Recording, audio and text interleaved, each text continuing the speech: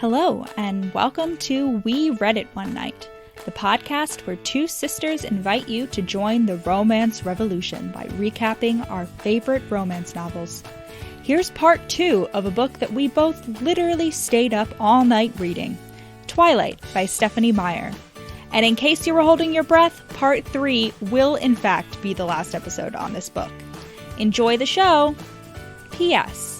A trigger warning for this episode, there is a scene of attempted sexual assault.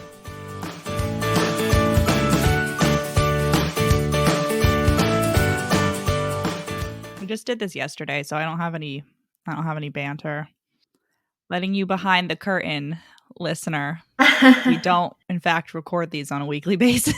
I mean, we do record like at least once a week. We're like more than once but a we week. don't. These are going to come out on a weekly basis. We're recording them one right after the other. In case, well, this is now like 2 episodes ago at this point, the cake video that we said had 200,000 views. You can now add 1 million to that at this point. We're recording on January 4th, 2022, and we are at 1.2 million. And let me tell you, it was very gratifying to have the hashtag We Read It One Night go from 0 views to 1.2 million views. I realized that. It's like, damn. Great. Yeah, no, all I'm saying is I feel like now, like, tag us on all your TikToks and like the algorithm will help you out. Yes, exactly. Yes, a little boost. Were we arguing about how long Edward left in the beginning or how long he doesn't talk to her after the accident? How long he left? Oh, okay. So that was 6 days. The accident, he doesn't talk to her for a month. For 6 weeks.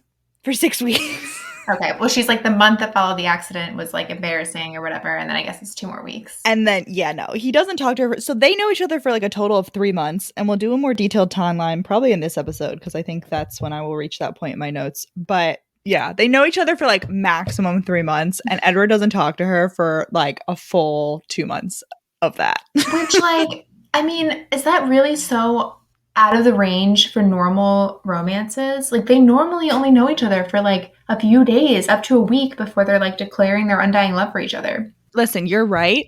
I think the only jarring thing for me is the fact that not only are they pledging their undying love to each other, but they're like it's literally undying. You know what I mean? They're like, immortality, baby. We're going to spend the next thousands of years together. And we literally have exchanged 2 sentences. And I mean, I don't know, it's just occurred to me, but like there's no like physical element really, you know? And I don't know if that just like somehow tricks you in a romance book into like forgetting how short of a time it is. I don't know. Like, I don't know how that plays in.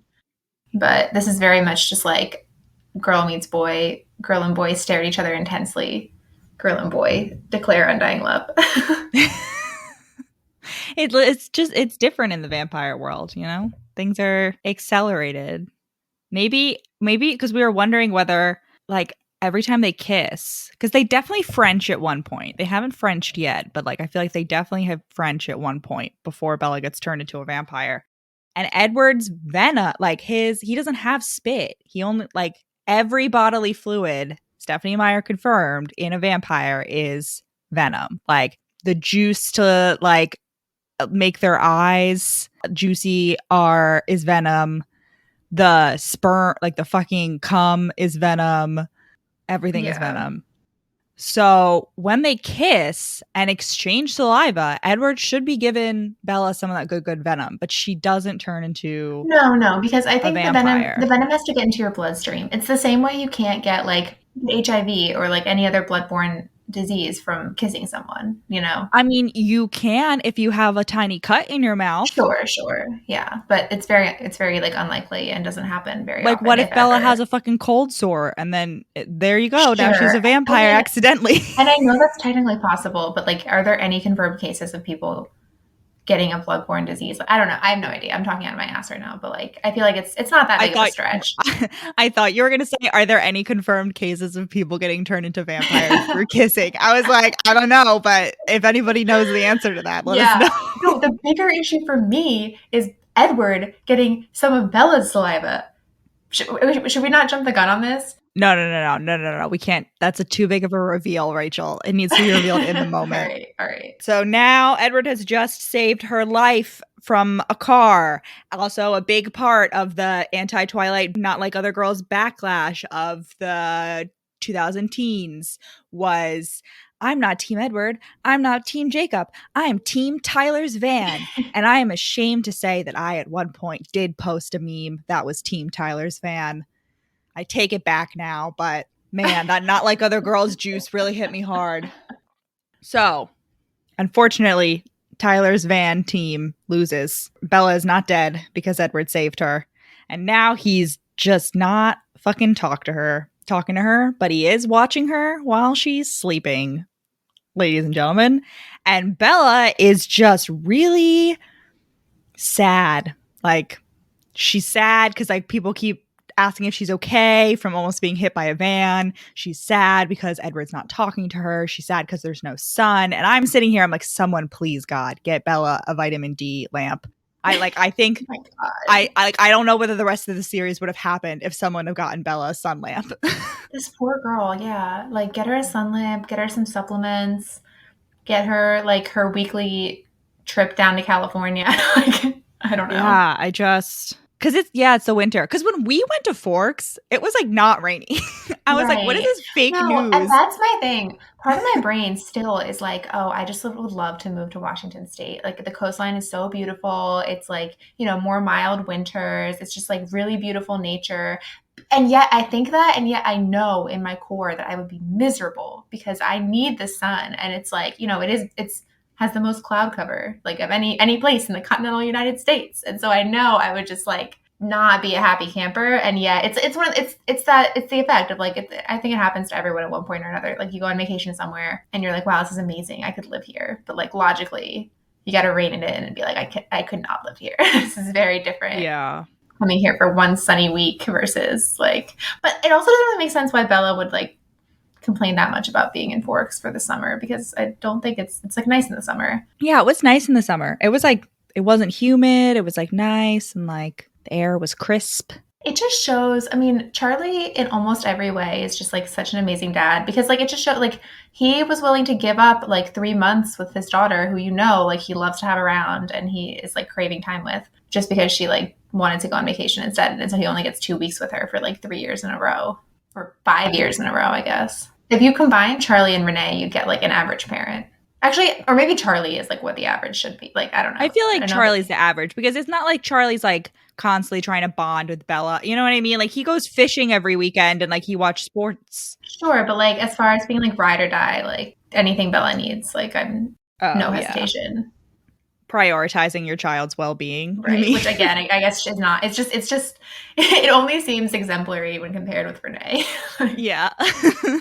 So the next big thing that happens is like the Sadie Hawkins dance. But I do want to talk about how I just want to mention that like Bella constantly in her head is like talking about how Jessica is like being super nice to her after the accident, because like Bella's even more popular now. And she's like, I know Jessica's only hanging out with me for my popularity. And I'm like, yeah, but you don't even fucking like her. Like, you're a shitty friend too, Bella. Right. This is a two-way street. Like, stop dunking on Jessica. She's just a normal teenage girl. Yeah, Bella was like dunking on Jessica before she had any reason to. So don't give me this. She was just like, this bitch is talking to me. Ew. I'm like... Speaking of Girls' Choice Sadie Hawkins dances, we're going to need to link to the Sadie Hawkins dance song circa from like 2005. I feel like everybody knows that song. I don't know if everyone knows it or if it was like a Christian rock song. I really could not tell you. Oh my... The band was definitely like Reliant K or something like that. Like one of those. Are you serious? In my khaki pants is especially relevant here. Girls after guys. It's always a surprise. There's nothing better, baby. Do you like my sweater? Oh my God, it is Reliant K. Yeah. Wait. So I don't know if it's like something that was on the mainstream radar ever. No, they are Christian rock, but they also are pop punk. Sure. They're Christian pop punk. Like. Wow. I feel so scammed.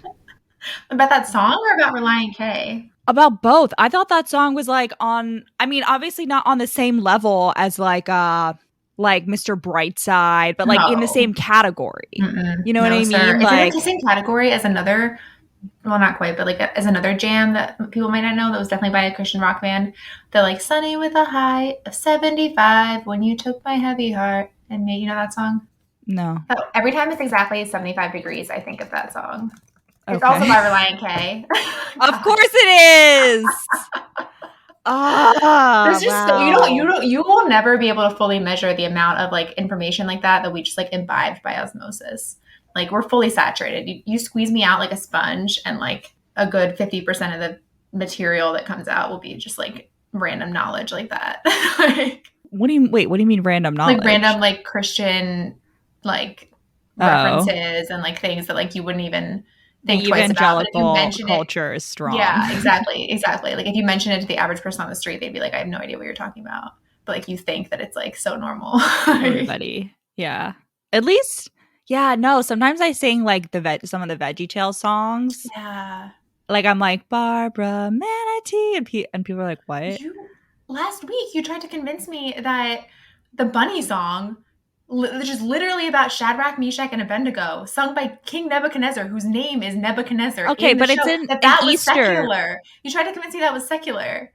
I thought that that was at the point. You want to know why? Because I think I was a little bit older when the Easter Veggie Tales movie came out, and I like by that point, like I remember like apart from the bunny song, which is a bop, I remember that movie being like kind of bad, and so I associate it with like Veggie Tales downfall era after they like went secular because they did go secular. Because I watched this girl on YouTube. Oh my god, I'm so blanking on her name. Her YouTube name is Fundy Fridays, and she makes like long essay content about Christian fundamentalists.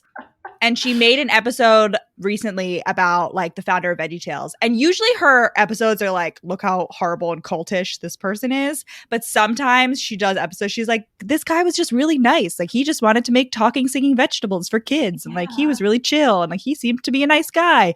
Oh Anyway, no. anyway. Okay, so it's a girl's choice dance. So girl's choice dance is, as the name implies, the girls ask the guys.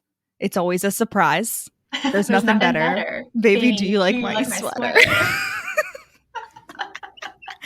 Which honestly sounds like a fucking nightmare. And, 'cause I just would be like, I don't have a date. Sorry. The whole concept is a I would not, I nightmare. would just like, I'm not Just go as going. a group or like don't go. Yeah, I would Yeah. just go with friends.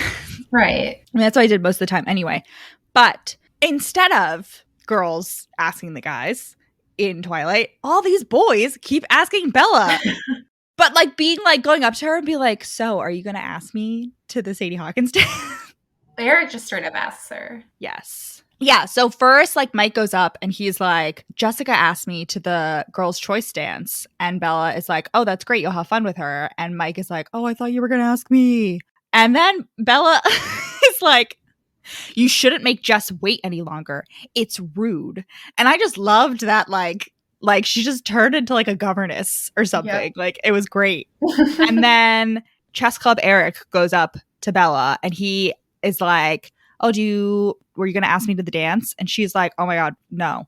And by this point, she has made up the excuse that she is actually going to Seattle that weekend because she's like not going to go to the dance anyway because she doesn't dance because she's clumsy. TM.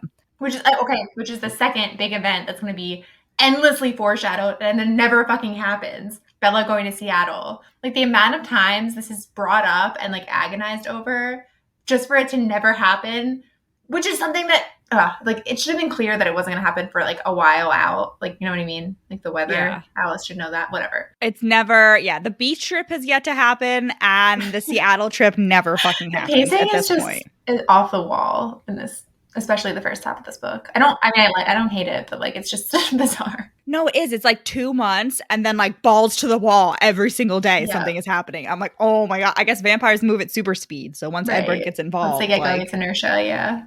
Yeah. Okay. So actually, Eric hasn't asked her yet. Mike asks her, and Bella chastises him, and Edward just like chuckles next to her, and she's like, "It's the first time he's like noticed me in 2 months, and this asshole's laughing at me." And I just like can't believe like how much just a full little shit Edward is. Like he's just constantly like mocking Bella and like laughing at her and just like laughing at everybody, and he really is like. The first time I read this, I guess because the first time I read this, I was 12. So, like, I had no experience with teenage boys. But Like, I just fully, like, this reread, I was like, wow, Edward, like, really is trapped as a 17-year-old. Like, even though he was a 17, he's, like, a little bit more mature because he was, like, a 17-year-old in, like, the early Right. 1900s, and he was, like, ready to go to war. But no, like, he's just, like, a full-on teenage boy. Yep. Such a little shit. 100%. Yeah. Which makes as we said before, this is an age gap romance. Makes it a little better, but like not It's much. an age gap in that Bella is 18 when she's turned into a vampire. So Bella's actually older than him. Yeah. Yeah. So Bella confronts Edward at this point. Like, he like says something. I forget. He like says something to her. He finally initiates contact again. And she immediately assumes that Edward regrets saving her life. Like, immediately, he's like, that must be why he's ignoring me. That must be why he's being such a little shit. And I'm like, girl. And when they talk, like, Bella gets frustrated, so she closes her eyes and breathes slowly through her nose. And for some reason, I like always thought that was so dramatic, and I was like, "What? You're just standing there with your eyes closed, like in the middle of the room?" But now I get it. Like, I get it, Bella. She just needed a moment. It's like, I can't even look at his smarmy face right now. Like, he's well, she such a can't because she shit. stops breathing whenever she like looks at his eyes for too long. Yeah, Bella's like constantly forgetting to breathe, which I didn't think was a thing, but has definitely happened to me a few times. Well, I'll just be sitting somewhere and then I'm like, why am I getting lightheaded? And then I'll just be like, and just like, it's a sudden, I'd be like, wow, I just forgot to breathe for a second. Yeah, Bella thinking that Edward regrets saving her is just one of the like million of examples of me not understanding how Bella got to this conclusion. Like, how does she? I just don't understand how you would assume that. I mean, the logical explanation is that he's like mad at her for insisting that she explain to him, that he explained to her. You know, like that's what I would go. I was like, oh, okay, well, he just like got mad that I was pushy, even though I was totally within my rights, and he's just an asshole. Yeah, I don't know that I would assume that he regretted saving me, but I would definitely be like, oh, he just hates me because I'm so like eminently hateable. Yeah, or like regretted me like knowing that there was something weird about him, you know? I think at this point, here's my thing. The difference between Bella and I is like, I am not 100% certain that the gaslighting would not work on me. Oh, like, I think by this point, 2 months in, I would be like, did he even save me? Like, did I just was that a really realistic dream? Because I've had dreams. I mean, everybody has, where like you wake up and it takes like, I've had dreams where I wake up and like a full day, like at random points throughout the day, I'll be like, oh, that thing happened with that person. And like, I should like do X because of it. And then I'm like, oh no, that was a dream. But then I like question myself. Like, it takes me like a full 24 hours to be like, oh no, that was definitely a dream. Oh, for sure. One time I woke up and my arm fell off. And I had like a full text conversation with my friend. I just sat up and my arm fell off. I don't know what to tell you. Like, I looked around for it in my bed and I couldn't find it. I went to the bathroom and came back. I like texted about it. Wait, like a real text? Like, did you like wake up and your friend was like, that was a weird text message? No. And then I just went back to sleep and I was like, I can't find it. And then I woke up and I was like, oh, I have my arm. Like, that's okay, I guess. I think what must have happened, because it happened as I like sat up and then my arm just like fell off. And I think what must have happened is my arm was somehow like above my head when I was laying down, which never happens. I never sleep like that, but it must have like fallen asleep or something. And I got up and it like slammed down to the bed and it fell off, you know? Yeah. Just casually, like a Barbie. Yeah, exactly. Yeah, like that. Yeah. Exactly. Just popped off. Okay. So now is when Eric invites Bella to the dance, and she's kind of annoyed, but she's like, it's not fair for me to be annoyed because, you know, Eric doesn't know about Mike. And then she gets in her car and she's about to pull out, but Edward, being the absolute little shit teenage boy that he is like, I know that Tyler, who was, listener, the one driving the van, wants to ask Bella to the dance, and I want to be there to witness it because I just think it'll be fucking hilarious to see her face. And so like Edward cuts her off, and then he just like sits there idling, waiting for his siblings to get in the car, his shiny silver Volvo. And Tyler comes up, taps on Bella's window. She cranks it down because it's like an old truck. And he asks her to the dance. He's just straight up. He doesn't even do the like, oh, are you going to ask me? And she's like, I can't be snippy with him because it's not his fault that Eric and Mike used up my quote quota of patience, unquote, today. And I'm just like, at first, I remember the first time I read that line, I was like, who the fuck has a quota of patience? But like now, yeah, I get it. Like I Yeah. totally get it. Like there's definitely a point in my day where I'm just like, I can't tolerate you anymore.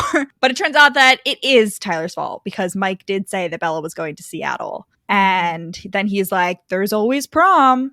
And remember that, listener. But Bella's like fuming, and then she like looks and sees Edward's face in his rearview mirror, and Edward, she's like, he was fucking laughing at me, like that little bitch. And I'm like, yes, he was.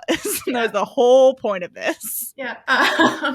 Yeah. So then nothing happens till the next day. So Bella gets to school, and Edward shows up next to her car, right? And she like drops her keys in a puddle, and before she can like blink, oh, we skipped over like, so when they talked yesterday after class, she had like dropped her books like accidentally and then like scooped, like went to go pick them up, but Edward was already there. He had like zoomed across the room and like picked them up and was holding them for her. So he does like the same thing with her keys the next morning. Yeah. And he's like, so like they snip back and forth a little bit. And then he's like, so I meant to ask you, in a few weeks, Saturday, the day of the spring dance.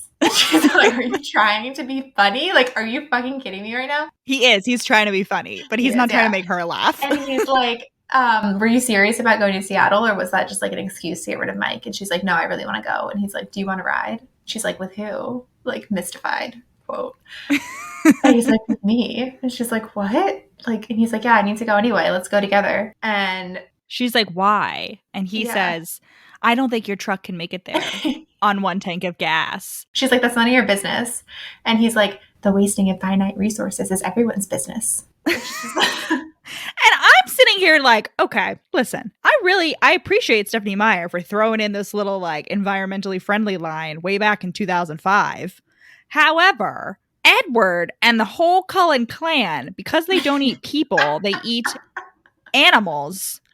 And they prefer, this is something we find out later, but I'm just going to tell you it now.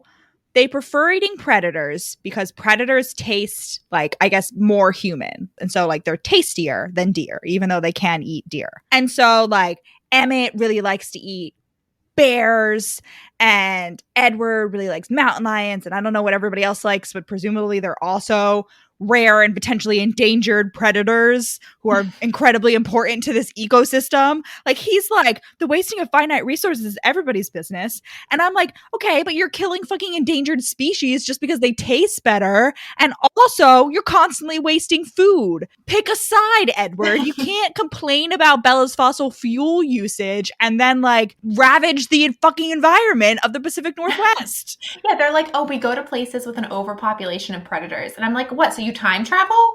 Like, what? There hasn't been if there was ever an overpopulation of predators, it hasn't been since like 1400. Like, what? No, listen, we'll give the Native Americans some credit. In the West, let's say like 1800 was when the overpopulation of predators disappeared. I mean, how could there ever be an overpopulation of predators? You know what I mean? Like, what does that even mean? That means like there's as many predators as there are things to eat, right? So like, what, we're killing too many deer? I mean, maybe when we killed all the buffalo, and then there like wasn't enough for like, I don't even know what to eat because we were killing the prey animals. Sure, okay, but like, okay, all right, Eddie boy. Yeah, no, I'm like, Edward, you're a fucking joke. Like, you don't get like pick a fucking lane and stay in it, bitch boy.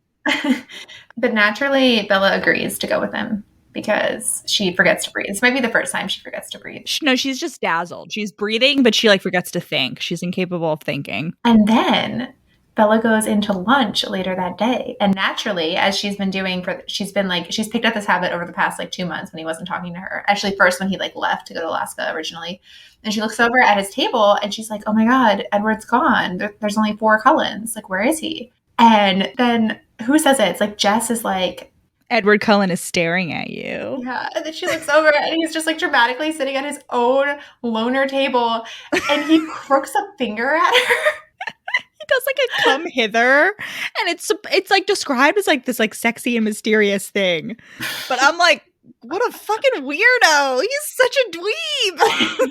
And before she sees him, she's like so depressed that he's not in the lunchroom that she's like, I lost my appetite. I'm only going to buy lemonade. Wait, is this the point when she's like, my stomach was full of butterflies? Yeah. Yeah. So she goes and sits with him, obviously, and they have like a intense conversation, the content of which is like very bizarre and disjointed as usual, as like is their style. And what do we get from this? We get that Rosalie hates her. Well, yeah, so Rosalie dislikes Bella. We don't know why yet. And also, we get the line where Bella's like, "So you're talking to me now?" And Edward's like, "As long as I was going to hell, I might as well do it thoroughly." And the movie equivalent of this comes a little bit later, but like it's quite frankly one of the best scenes in the entire franchise. Like Robert Pattinson and Kristen Stewart are getting out of the shiny silver Volvo, and Robert Pattinson, for whatever reason, has Ray-Bans, and he puts like them on, and he's like, "As long as I'm going to hell," and he like swings his arm over Bella's shoulder, and he just looks cool as hell. And that's like the only point in the movie. Robert Pattinson is a good-looking dude, and I would definitely fuck Robert Pattinson if he asked. But like that's the only point in the movie where like I was like, "Oh, okay, I get it. I see what's going on here, and I get it." Yeah. It's also sunny. He's wearing sunglasses, which implies that it's sunny, and yet he's outside and not sparkling. Anyway, it's a fucking great scene, and it's really yet another Catherine Hardwicke improvement. Yeah, because up until this point, like yesterday, Edward was like, "It's better if we're not friends," and Bella's like, "Of course, it's because he like hates me. I'm not interesting. Like he doesn't even want to be my friend. He wishes I were dead." Yeah, exactly. But now she's like, "Why are you talking to me?" And he's like, "I decided as long as I was going to hell, I might as well do it thoroughly." And this whole time, he's playing with her lemonade cap. I don't know why that's relevant, but because he steals it. Yeah. He steals it. He keeps it as a little souvenir, which is, I don't think we find that out until Midnight Sun. Yeah, I feel like no one drinks lemonade except in like high school cafeterias. You know, that's like the only place that you'll see bottles of lemonade being both sold and bought. You know? And it's very specifically like Minute Maid. Yes, pink and yellow in the Dasani vending machine. It's good. It's a good drink. I don't know why it just like disappears. Like it's not a good drink for me. They're like not allowed to sell soda, so that's like it's like a step up from juice boxes. You're like too mature for juice boxes, but like not mature enough for soda yet. Like I don't know what the logic is there. So they're having a weird. Bella's like, "You've been ignoring me," and she has the whole thing where she's like, "Why would that be frustrating?" And like I've never really understood like what that means when she says this like weird hypothetical, like long-winded hypothetical. He's like, "What are you thinking?" And she's like, "I don't want to tell you." Is this when he asks her for like her theories of like what is like up with him? Yes. Yeah. And she's like, "I don't want to tell you." And he's like, "That's so frustrating, you know? Like it's frustrating that she won't tell him what she's thinking." And he's like, "No, why would it be frustrating?" And then I think the point is that he has been ignoring her and like won't tell her what's going on or like the truth. Yes, but it's so convoluted and long-winded that I've like never really been able to process it. It makes no sense. Also, but when he's asking her for the theory, he's like trying to seduce her a little bit because like I guess he's figured out at this point, even though he's pretending not to, that he dazzles her, quote unquote. And he looks up from underneath his eyelashes. And listener, if you remember back to our very first episode on the hating game, Rachel and I were discussing what the fuck that means. What is looking up from under your eyelashes? But and I think we came to a conclusion there. I still don't know what the fuck it means, but Edward does it to Bella. And at this point, I was like, is Stephenie Meyer a romance reader? Mm-hmm. Because that is such a romance thing to do. And also, as I was re-listening this time, it just felt much more like there were much more classic romance moments in it. I think that I never really like processed as classic romance moments before. So yeah, I think like Stephenie Meyer has a lot of mass market paperbacks like stuffed under her bed that she read in preparation for this. Not stuffed under her bed, like framed. Displayed proudly on probably her very large and like well-crafted bookshelf for sure. That she like paid for with all her Twilight money. Mm-hmm. Stephenie, I want that for you. I want like some smutty paperbacks. What you want about BYU, this is only tangentially related, but it reminded me of it. Stephenie Meyer went to BYU, and I feel like for a school with like they have like a 69% acceptance rate. Like, you know, it's not a very selective school, but somehow they just like, they've given us so many heavy hitters just like in the world, like Stephenie Meyer, Brandon Sanderson. Brandon Sanderson's roommate was Ken Jennings, the fucking Jeopardy, that like for a while he like held the record for longest Jeopardy streak. Yeah, so Bella is like, my theory is that you are Spider-Man or Batman, like some sort of superhero. And Edward is like, what if I'm not the hero? What if I'm the bad guy? And Edward is constantly saying this. He's constantly saying that he's dangerous. And objectively, I do understand. Like, yes, he wants to eat her. Yes, he could eat her very easily.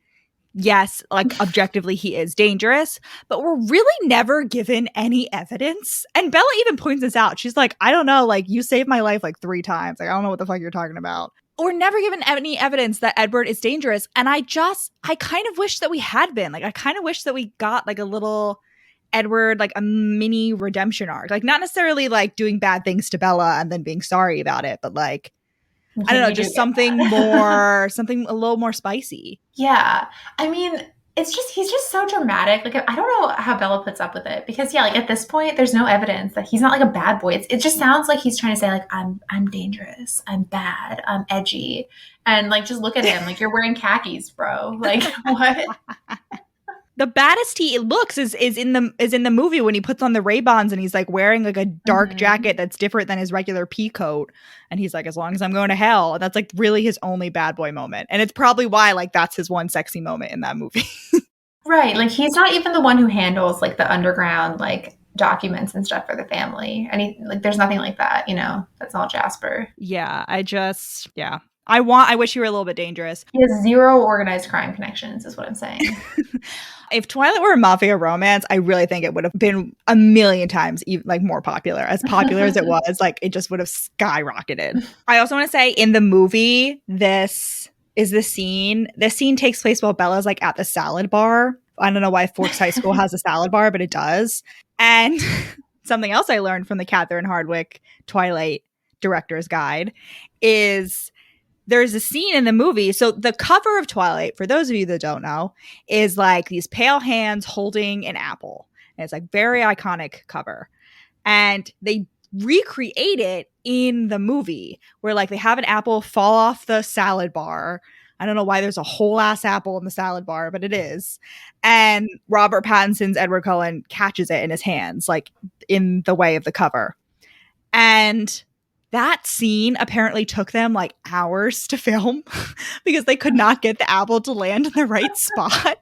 And I like bless Catherine Hardwicke. I remember like the squeals that went up in the movie theater when like that popped up as like a fun little fan service. Yeah. She really cared about us. She really cared about the fans, Catherine Hardwicke. She made the first movie the like weird angst fest that really encapsulated like what the book was, and we didn't recognize her genius at the time, but no. I do now. So towards the end of their little lunch date, Bella's like realizes that they're running late for class, and she's like, gotta go. Like, aren't you coming? 'Cause it's biology right after lunch. And Edward's like, no, I'm ditching today. Like, and she's like, oh, well, I have to go to class because he doesn't even explicitly invite her to ditch. So she like goes to class, and it turns out that they have in store today is blood typing, which seems pretty cool. Like, I actually would have loved this in high school because I like always wanted to know my blood type. And for some reason, like, mom was really shady about it and always would be like, oh yeah, I know it, but like it's written down somewhere and like I'll find it one day, but like never did. So I finally had to like donate blood at the age of like 19 in order to find out my blood type. But Bella has the chance to find it out here, but we never, well, I guess she does. She already knows hers. Anyway, the blood typing involves sticking yourself with like a little micro lancet and then putting it on like a card with some water. But the second the teacher demonstrates on Mike's hand, Bella starts getting woozy and almost passes out. So Mike has to like take her to the nurse. Okay. And as soon as they get like a little bit far away, she's like, let me sit down for a second, like, please. She doesn't sit down. She lies on the literal ground. Oh my God. I wrote the note. She literally lies down she's like, my face was pressed against the concrete. And I'm like, I understand, but girl, do you know how fucking dirty that sidewalk is? Like, geez, I hope Bella like had a nice skincare routine when she got home. Like, wow. It's Forks, I guess. The rain washes it away eventually. But as she's laying there, she hears a voice coming towards her. He's like, what's wrong with her or something? And she's like, no, please don't let it be Edward. but it is Edward. And he scoops her up. And this is when we find out how much she weighs. She's like, he scoops me up as if I weighed 10 pounds instead of 110. And over Mike's protestations, I don't know, he starts carrying her to the nurse. And she's like, so what were you doing? Like, why what were you doing skipping class? And he's like, I was sitting in my car listening to music. And she's like, wow, that's so normal. I expected him to be doing some like weird shit. I don't know what. For some reason, I just got like a vision of like Edward. This isn't, I mean, it's kind of weird, but like in the middle of the woods next to the school, but like specifically like chopping wood and listening to heavy metal music. Like I just imagine like someone like walking into the woods to like, I don't know, like smoke pot after school, and it, like just sees him like just like going at like a log and just being like, I'm gonna find a different spot. He does have at least one. Is it Good Charlotte? Some like, it's not quite heavy metal, but like some. No, it's My Chemical Romance. My Chemical Romance, yeah, MCR, CD, yeah. But like so we find out from Midnight Sun that Edward was indeed sitting in his car, but then he saw Mike carrying Bella, and like literally his first assumption was that Mike had killed her, and he was like, "Oh my god, I'm gonna need to avenge her death." And he's like, he literally like plans out how he's gonna like kill Mike and bury his body in the woods, like hide it. Dramatique. They're made for each other. Yes. Like, they're fucking made for each other. Like first assumption, no questions asked. Like death. And this is also like I relate to Bella a lot in this scene. First, her passing, like immediately getting woozy is like me whenever I get a tattoo. Not because it like hurts, but like at least like 10 minutes into the tattoo, my body will just be like, oh my god, we're being speared, and then like try to pass out, and I guess a defense mechanism. And so like every time, like it's tattoo artists, like it's a thing that happens to a lot of people when they get tattoos. Like it's a common thing. So tattoo artists always have like snacks, sugary snacks, like soda or like candy bars in their shop. And so like I always know that I'm going to get a free snack whenever I get a tattoo, because this will inevitably happen to me. And the first time I got it, the guy was like, oh yeah, like that wasn't even that bad. Like at least you told me before you actually passed out. Like I had a guy who I was doing like a back tattoo, and he passed out, and then he shit himself. And then he woke up again and was like, oh, keep going, dude. And the tattoo artist was like, no, you go clean yourself off. I thought you were going to say that the person was like somehow, you know, sitting up or some way that like if you passed out, you'd move. And so like the tattoo got messed up or something. No, when you do a back tattoo, you're like laying on a Sure. I just think, yeah. Yeah, no, but he shit himself. That guy, I was like sucking my dum-dum, and the like tattoo artist was telling me the story. And I was like, cool. I probably didn't realize, to be fair. No, I thought it was fucking hilarious. Like he didn't realize that he shit himself. That's what I'm saying. No. Yeah, but the tattoo artist was like, oh no, you got shit all over yourself, bro. Like he was like, it was bad. Like it wasn't just a little poop. It was like a bad poop. That's horrible. Anyway. Another thing that I relate to Bella to in this scene is the fact that she can smell blood, which is like a new development. So Bella's like, I can smell. Edward is like, oh, you pass out at the sight of blood. And Bella's like, it's not the sight of blood, it's the smell of blood. It smells really bad. And I remember when I first read Twilight, I would have given anything to be able to smell blood. I would be like, oh my God, like I want to be like Bella so bad. But I couldn't, and I believed Edward, who allegedly has like 3 medical degrees, but you'll soon learn clearly he's faking that, because humans can't smell blood. Were all 1920. Yeah, like because later on, like in the last few years, I have somehow, I guess, developed the ability to smell blood. So I always knew what the smell of blood was like, because I get nosebleeds pretty frequently, and like anyone, a little gross here, but like if you get nosebleeds, like eventually if they're super heavy, the blood will end up in your mouth, because again, your ear, nose, and throat are connected. And so you can taste it. And so your taste and your smell are the same. And I know what blood smells like, basically. And one day you, Rachel, came into my room to like show me, for whatever reason, you wanted to show me the cut that you had made while shaving. And I was like, you have to get out of my room right now, because I'm going to fucking throw up at the smell of like this blood. And it was like the first time that ever happened to me. And I was like, oh my God, I have officially disproved fake Dr. Edward. Like humans can smell blood. I was probably trying to show you my ankle because everyone knows like ankle is just like profusely like never stops bleeding. Yeah, I don't know why you were trying to show me it. I gave you an iron pill like a few weeks ago and you couldn't eat it, which is so weird. Oh yeah, she gave me an iron pill and it immediately started dissolving as soon as I like swallowed water and it oh my god, I wanted to fucking vom. It's so bad. But Bella fainting and smelling at the sight of blood never comes back. I did realize when we were listening, because I did make that note, when at the end, when she's bleeding, she is like, oh, I smelled the blood and I started to like pass out. There's like one sentence. But like otherwise, the many, many other times that she bleeds in this series, never once is she's like, I started to pass out at the smell of blood. So I just feel like that really, like that's a really interesting plot point. That's like, Stephenie could have done more with it. It's just like one more thing that would make it hard for them to be together. Like whenever Edward is like having his monthly treat of Bella's tampon popsicles, Bella's like, I can't be in the same room with you. Yeah. Well, like, how does she? I don't even know. Like, how does she even change her own tampon? Like, what? I don't know. I don't know. So they get to the nurse's office. Bella lies down. She does not get a snack or a juice box, which is like very rude because she didn't eat lunch, as we remember. But only a few minutes later, someone else starts getting brought in, and Edward's like, "You got to get out, Bella," because like he's actually bleeding, and she's like, "I know, I can smell it." Like I just told you.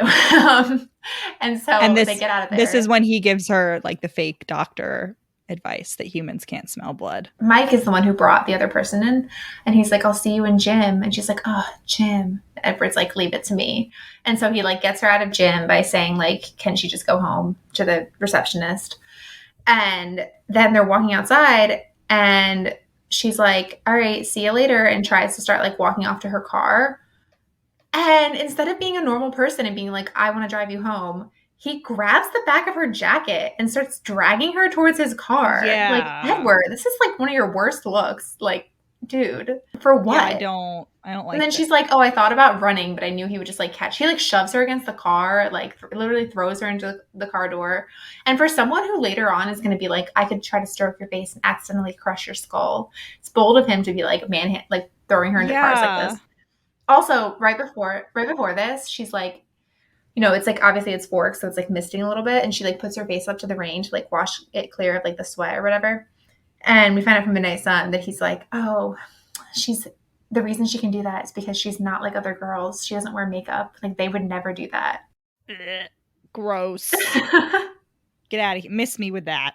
Especially because the one time in this book that Bella will be wearing makeup, it's waterproof mascara. Okay. So they get into Edward's Volvo. He drives a shiny silver Volvo. And I would like to inform you all of what big Twilight fans we are.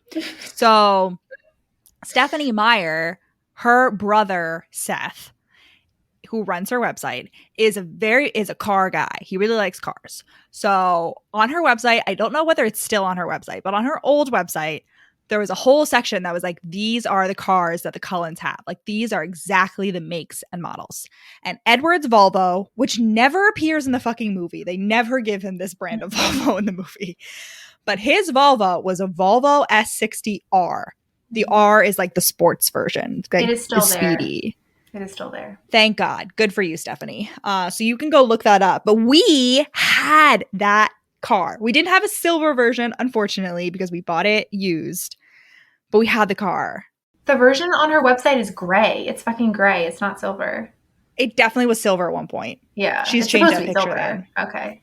It was definitely silver when I first saw it. And I remember thinking it was a really fucking ugly car, but that's because it's supposed to be like the most normal. Like the rest of them drive sports cars and Edward has like the sports version of this Volvo sedan. So we had the same car as Edward. So like beat that. And if you stick around for our episode on New Moon, you'll hear an even more fun fact about how much bigger Twilight fans we are than everybody else. So they're driving along and Bella's like, oh, we're going so fucking fast, but I don't even notice because Edward drives so smoothly.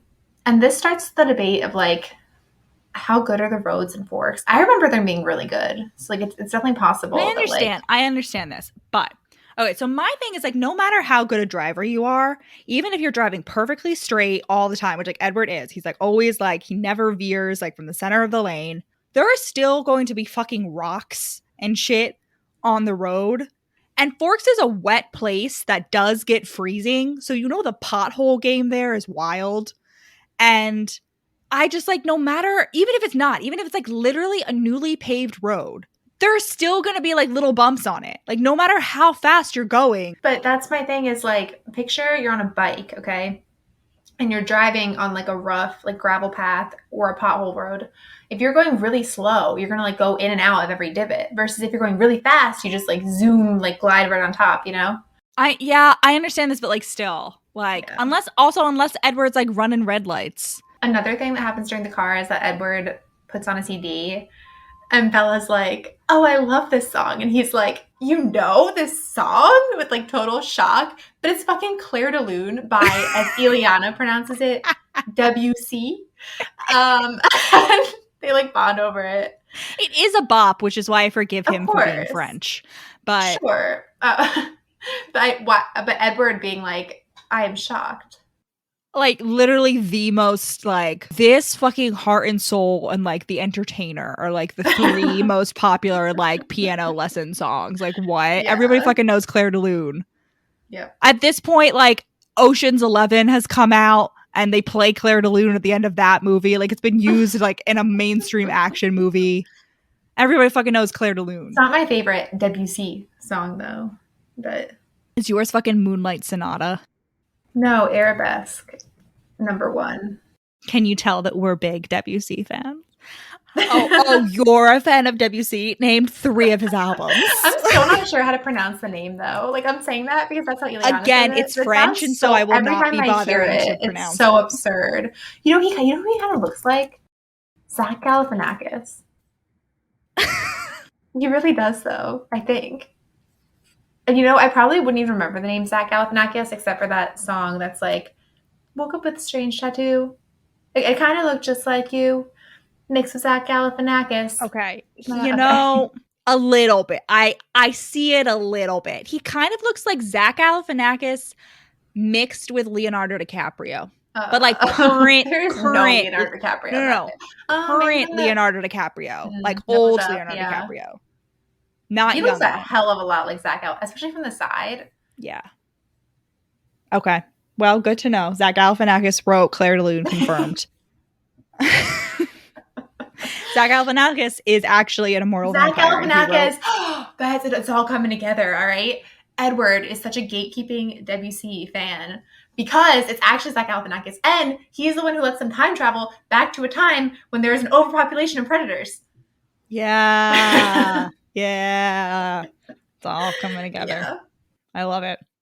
So, yeah, they're talking. At one point, Bella is like, my mom says I was born 35 and got more middle-aged every year. Oh. Well, someone had to be the adult.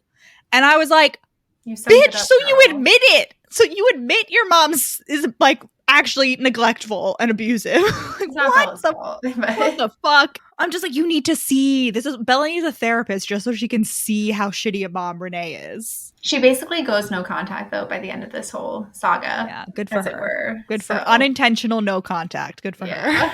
And Renee probably doesn't even notice. Like I was saying, like she probably is like on her way to having her replacement child any day now. So she's like, are you going to be in school tomorrow? And Edward is like, no, Emmett and I are starting the weekend early because part of the Cullen story is that they go camping as a family pretty frequently, which is actually just a cover for them not having to be outside in the sun. And they're like, we're going to go hiking in the Goat Rocks Wilderness, which is a place that we have been during our Pacific Northwest road trip to visit all these Twilight places. And Bella is like, oh, okay, that's fine. And they're actually going there to go like bear eating. Bella doesn't know this. So she gets back to Charlie and she's like, have you heard of the Goat Rocks Wilderness? And Charlie's like, why? And she's like, some kids for school are thinking of going camping there. And Charlie's like, not a good place for camping. Too many grizzlies. And I'm like, oh, you're killing the grizzlies now? So Emmett's backstory is that he got in a fight with a grizzly bear.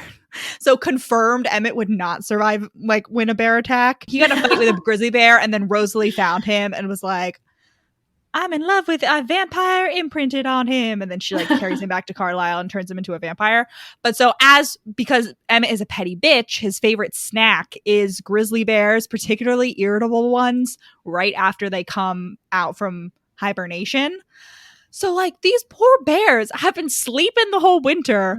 They Mm-hmm. poke their heads out of their cave, and there's this dickhead vampire ready to throw hands. And he doesn't kill them quickly. Like, in Midnight Sun, we see, like, Edward's, like, watching Emmett fight a grizzly bear. God.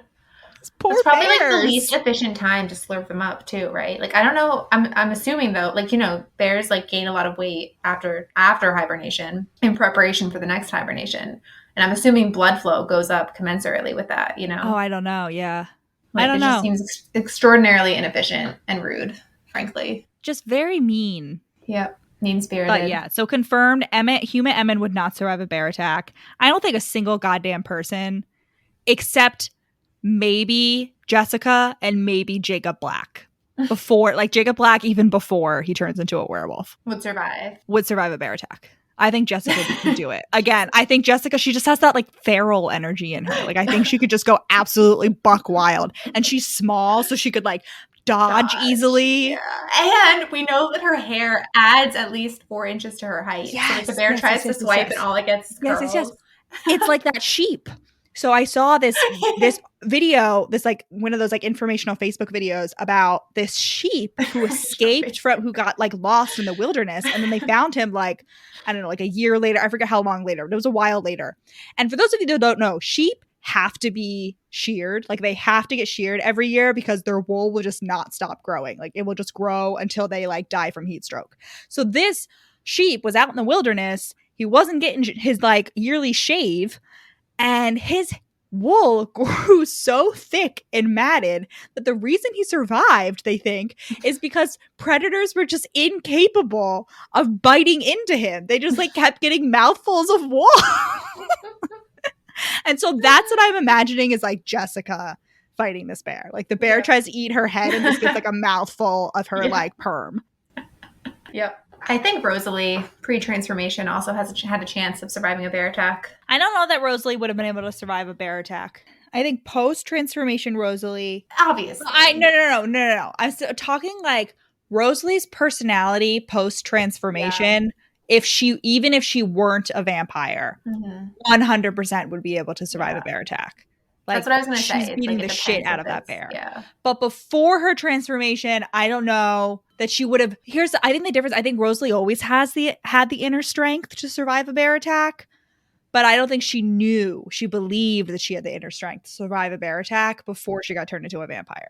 Yeah. No, I agree. I was going to say something along the lines of that. Like it would depend if it happened like before or after, but like it would have to be an alternate timeline where like... I just picture like post-vampire but not a vampire, like post-vampire personality but not a vampire and still a human Rosalie like carries around a knife, like a switchblade in her pocket at all times. Sure. And like would somehow know how to like gut the bear in the exact right place. Yeah. She's like rigged it to the point where it's like, you know how Spider-Man like shoots webs out of his fingertips? She shoots switchblades and or pepper spray. She just like presses a button and it's like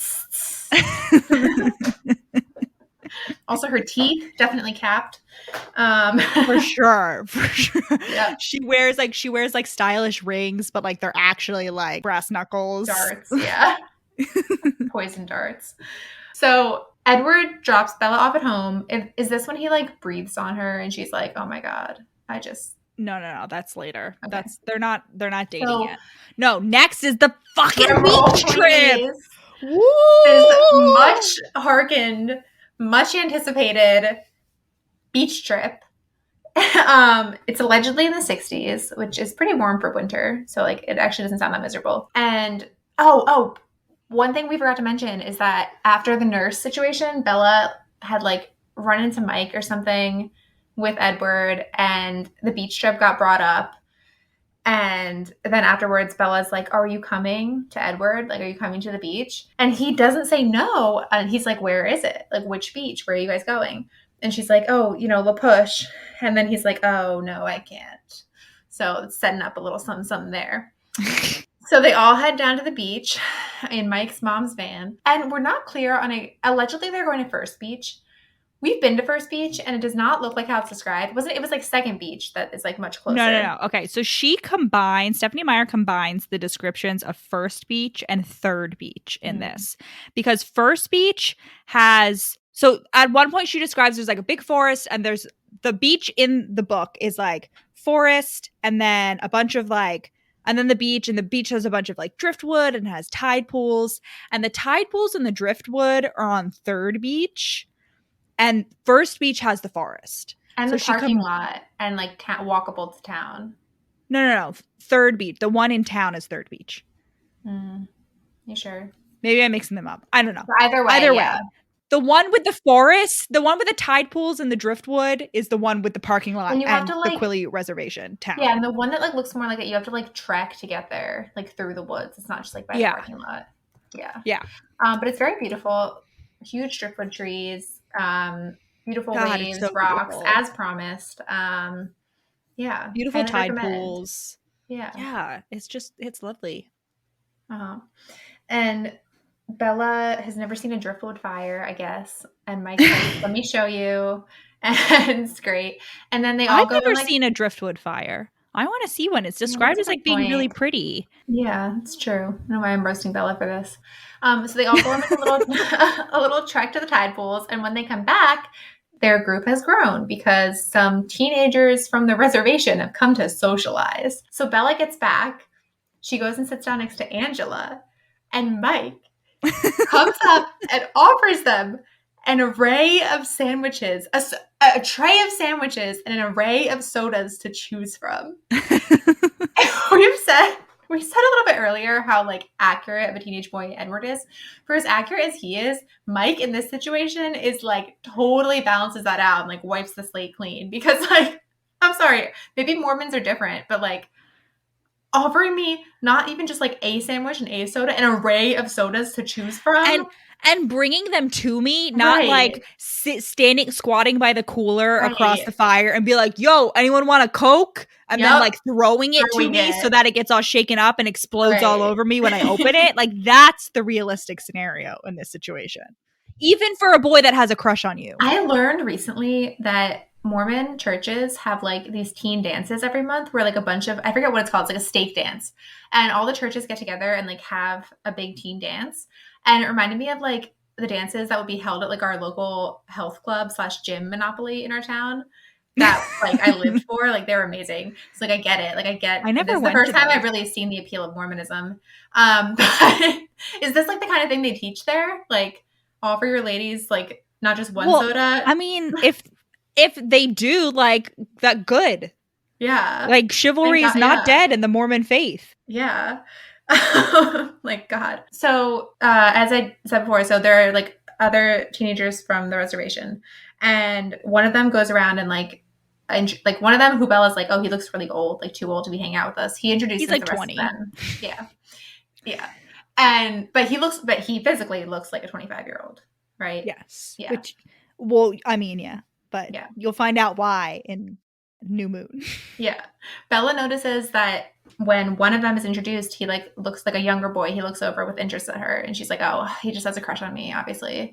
And so when he comes over to talk to her, he's like, "Bella Swan, or Isabella Swan?" And she's like, "Yeah, what do you want?" And he's like, "I'm Jacob Black. Our dads are best friends. We used to hang out when we were little."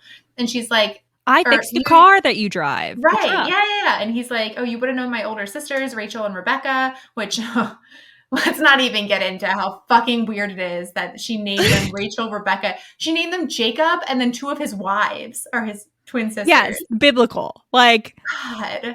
Weird. Stephenie. Don't. Like, I know that was, like, intended as just, like, a sort of, like, I don't know, Bible inside joke, like, for her Christian / Mormon readers, but Jacob is weird. Also one of her brothers. Weird. Like, one of her car brothers is Jacob. No. Stephenie Meyer. Seth and Jacob. Seth and Paul. Seth and Paul. Paul is one of her brothers. It's not Jacob. Jacob is not a brother. I literally just read this, Alton. I'm sorry. I hate to break it to you. Two of my brothers are obsessed. I simply call Jacob or Paul. Okay, we were both wrong. It's Jacob and Paul. No, but there's Seth. Seth is one of her brothers. Seth is also one of her brothers. He's the car brother. No, Jacob and Paul are the only named car brothers on her website. Okay, but Seth ran her website. Sure, but the car brothers that she mentions by name. Anyway, it's fucking weird that Jacob is her brother's name. Paul, like, she must hate that brother. Like, he must be like Yeah, a black Paul's a sheep. But dick. also, I mean, Jacob, I don't think it was intentional, but like, also, I would be extremely angry if my sister named a character like that after me.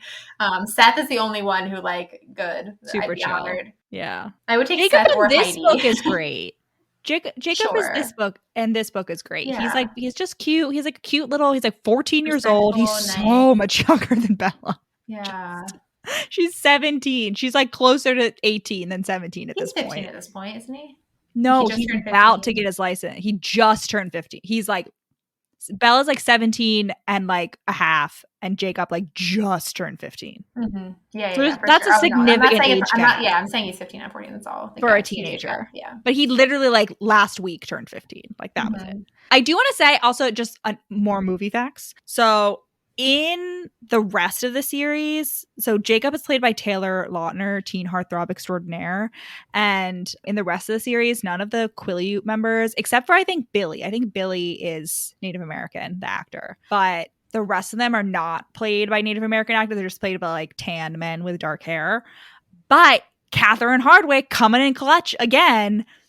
Besides Jacob, who is just like a tan Irish person based on his Wikipedia page. But like Sam and like some of the other like background characters are all like, I don't know whether they're Quileutes, but they're definitely Native American. I don't know where they filmed it. She literally just asked some random people. No, I know. No. That's what I'm saying. But I'm not saying, I don't think they filmed on the Quileute reservation. So I can't say for sure that they're members of the Quileute tribe, but there are a lot of Native American tribes in that like stretch of coast. So they are. She literally just like went into town and was like, anyone want to like have a few lines in this like movie that we're filming? And so they are. This is the one time that we do actually have Native American actors playing Native American characters in this movie. And so so Bella gets like this attention from Jacob, and Lauren, Bella's nemesis, who is one of those like very unnecessary characters. She hates Bella because she likes Tyler. She's like the comment at this time period. We were still like having that one female character who was just there to like be a bitch and show how not like other girls the main character was. And she sees Jacob talking to Bella, and she's like, I guess, jealous. And she's like, Bella, what a shame that none of the Cullens could come today. Did anyone think to invite them? And before Bella can respond, old man Sam from across the fire interjects. He's like, the Cullens don't come here. But first, he makes sure to be like, do you mean Dr. Carlisle Cullen's family? And it's nice of him to confirm which Cullens it is, because he's making sure not to start any like unsubstantiated rumors about like some completely unrelated Cullen family, which I appreciate.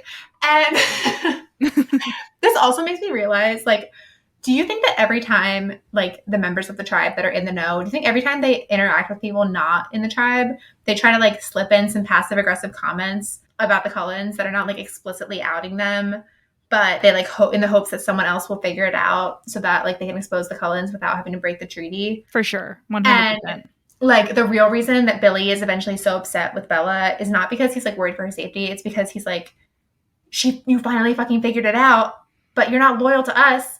Like, you're not outing them. What the fuck?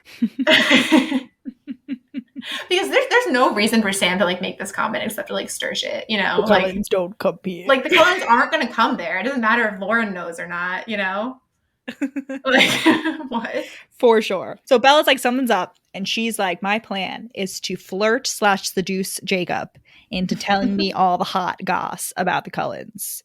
And Jacob is a child. So he obviously is like, oh my God, this like hot older lady is flirting with me. Like, this is fucking great. And he like naturally tells all. Because Bella already knows that Jacob's dad, Billy, doesn't like the Cullens either. And so she already knows that like Jacob, there's a good chance he'll be in the know. And I do want to say at this point, we find out Bella's like, in her head, she's like, oh, I'm not that good at flirting.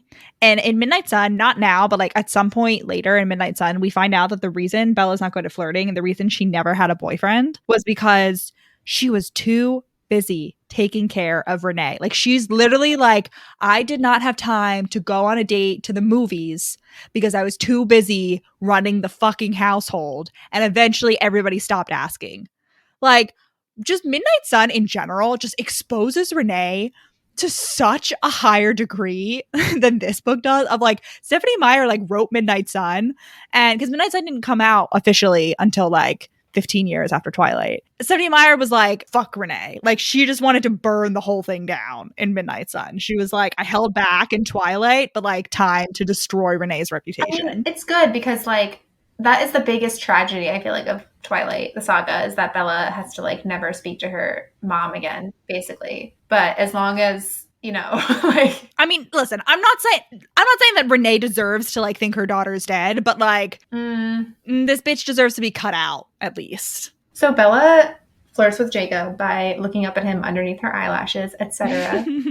And he immediately, she probably didn't even need to do that. Like, he definitely would have just told her, because he does not believe any of this. He's like, these are just legends. My dad is paranoid. Like, Sam's a fucking dick ass. Like, I hate him, whatever. This chapter is called Scary Stories. Mm-hmm. He's like, let me tell you a ghost story. I'm going to make it good for you. Ooh, baby. Except Jacob definitely does not go down on anyone. Just saying. Jacob is not a generous lover. No. At least like later books, Jacob is. This Jacob would be a generous lover. Mm-hmm. He'd be like bad at it, but he'd be like very enthusiastic. Yeah. So he like tells her stories. He's like, yeah, you know, we have our like legends, like the flood, et cetera, et cetera. We also have the legends about the men who become wolves.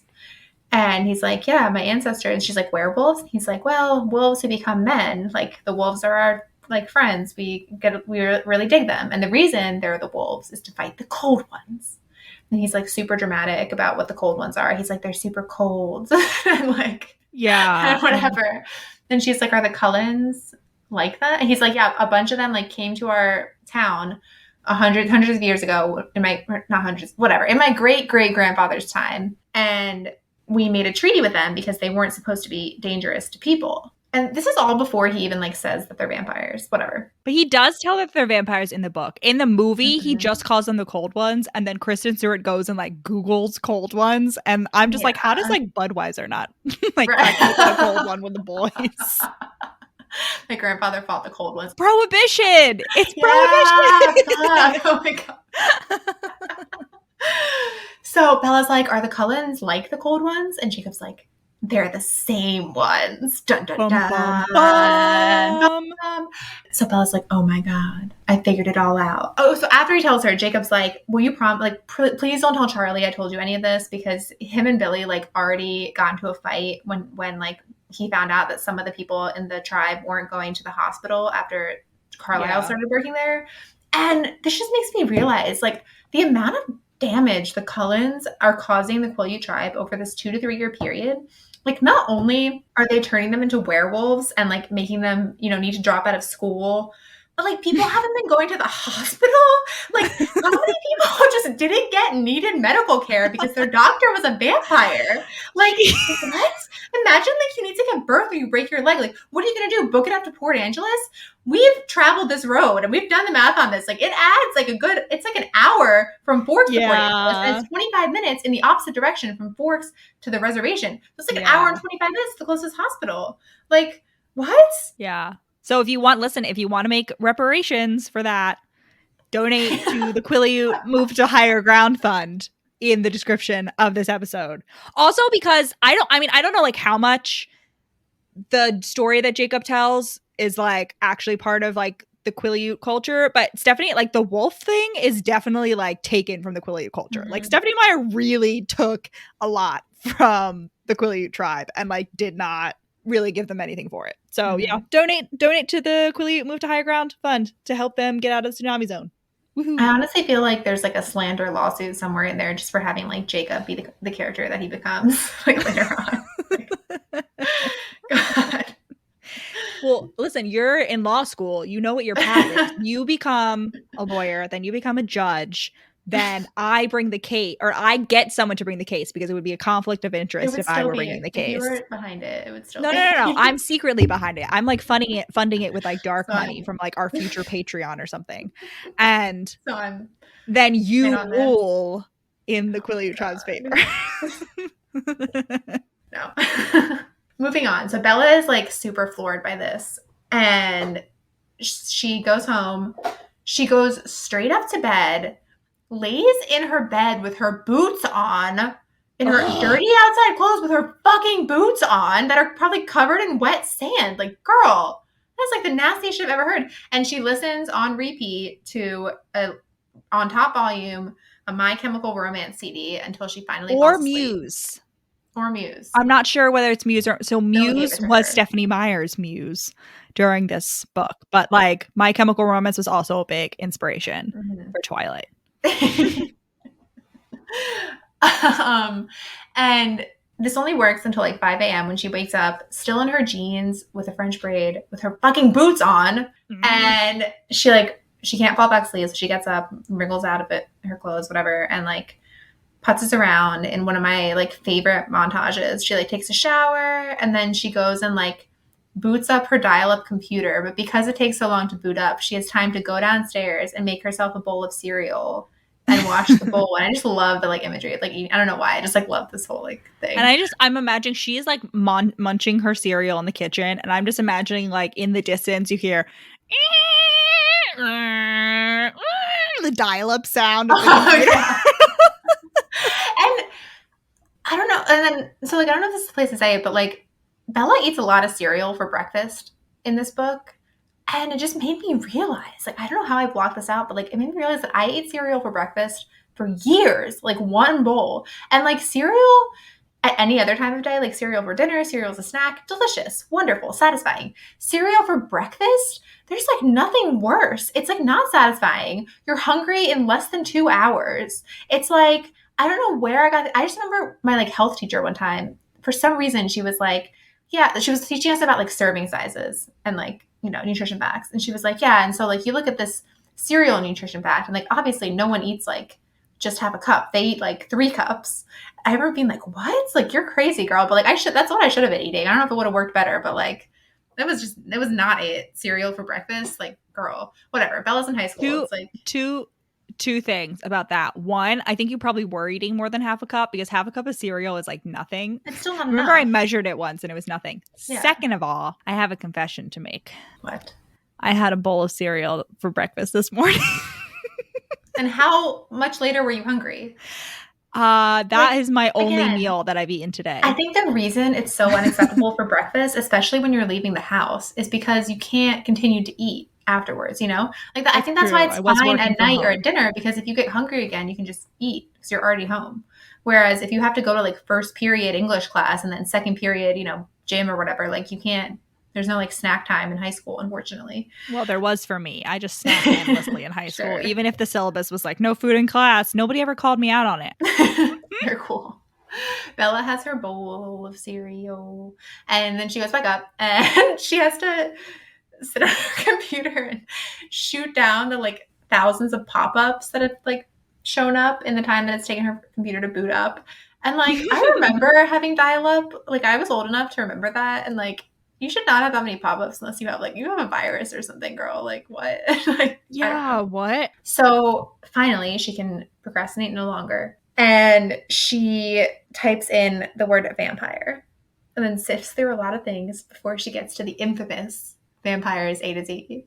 Which does not exist. I checked. No. I shit you not. I went through, and this was like 10 years ago. So this was even before like Twilight got really big. It was before the first movie came out. And I went through fucking like the first 100 pages of search results looking for I even did the special where you like put it in quotes. So like it specifically shows vampires A to Z. Nothing. Does not exist, unfortunately. Sadly. Sad. So she goes through and like looks through all of them and there's like nothing that really sounds anything like the Cullens. The only like good vampire is the Strigoni Benefici Italian vampires. Which sounds like a fucking pasta dish. Yes. Delicious. It sounds very Benefici to Michi. Unless you want to argue that the Filipino Danag, as you tried to argue, is beneficial because it taught the humans how to plant taro. However, it still eats a woman in the end. Accidentally. No, it wasn't on purpose. And you were like, oh, but it planted food for the humans. Like, yeah, in the same way that we plant grass for a cow. Like, I'm just saying, the way that story is told implies that was like the first time they ate a person. So, I mean, one time like, is enough, and then clearly they stopped. They like ran away. Like they don't live with the humans anymore. They learned their lesson. They chased them away. Justice for the Filipino vampire. You know what it is? It's Western centric racism. That's what it is. Judging the Filipino vampires. It seems like the Filipinos were also judging the Filipino vampire. No, they were chill with them until they ate one of them, and then they were like, okay, you need to leave. Yes. And then the Filipino vampires respected the Filipino people telling them to leave. Sure. I like nothing. I feel like badly. Well, it's Bella's judgment, and that's not a good one. I don't think it's a good one, but I do respect your opinion. I will eat another. That's perfectly here. Filipino vampires to the Filipino. I will eat another.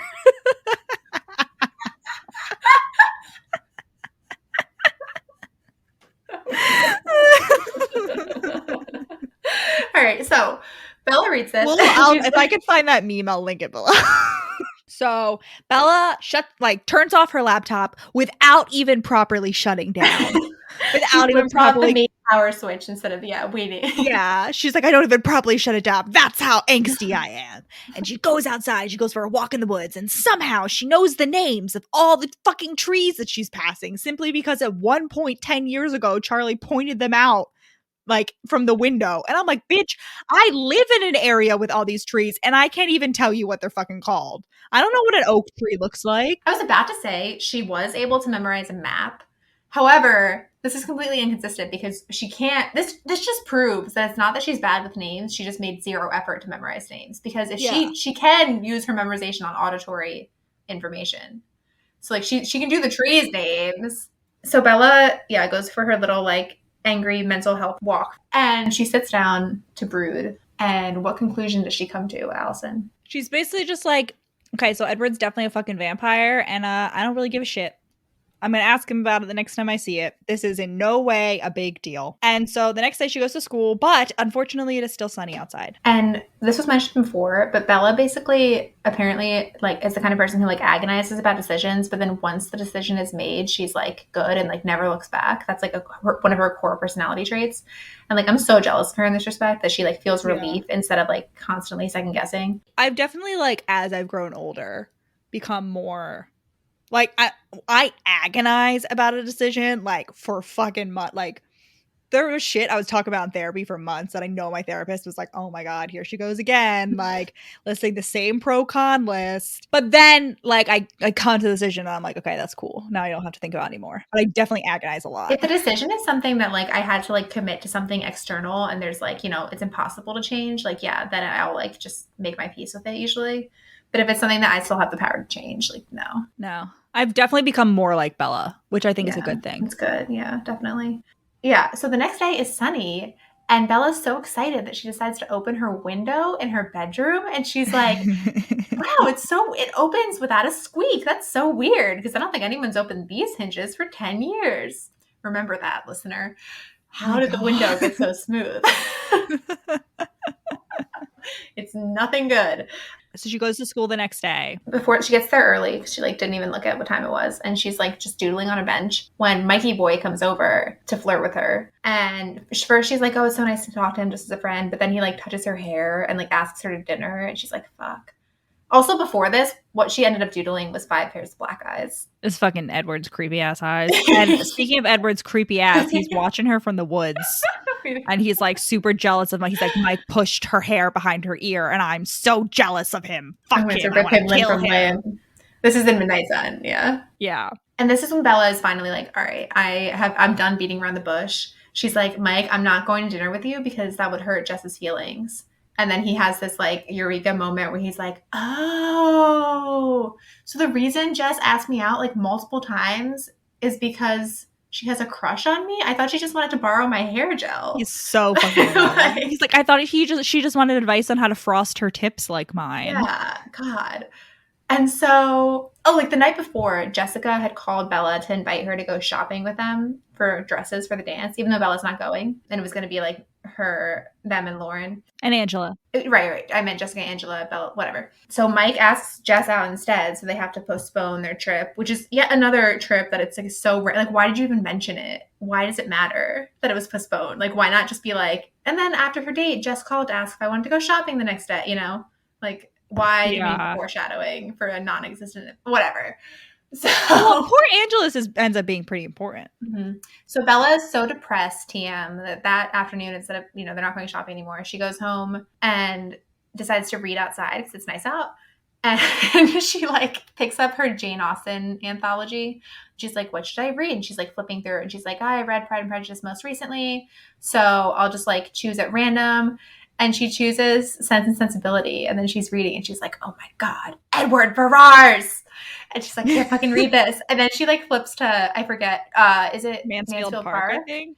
Where the hero is Edmund. And she's like, that's just too close. And then she like throws the book away and falls asleep. And then she wakes up to the feeling of being watched. Why does she feel like she's being watched, Allison? Because creepy boy Edward is once again in the trees by her house. He's actually up a tree this time. He's like, I don't know. Literally just like peering out at her, just fucking watching her like an owl or something. God, so she wakes up because Charlie comes home and she like runs in because she has to make dinner. Which, for the record, this is not Charlie making her make dinner. This is just her like falling into her predetermined role. Yes. And also like Charlie does multiple times. He's like, Bella, I fed myself for like 18 years before you got here. Like, you don't have to take care of me. An adult being able to feed themselves? I thought that's why children existed. What? Yeah. And so this is when we find out that Bella's hair is definitely not curly. Fuck you.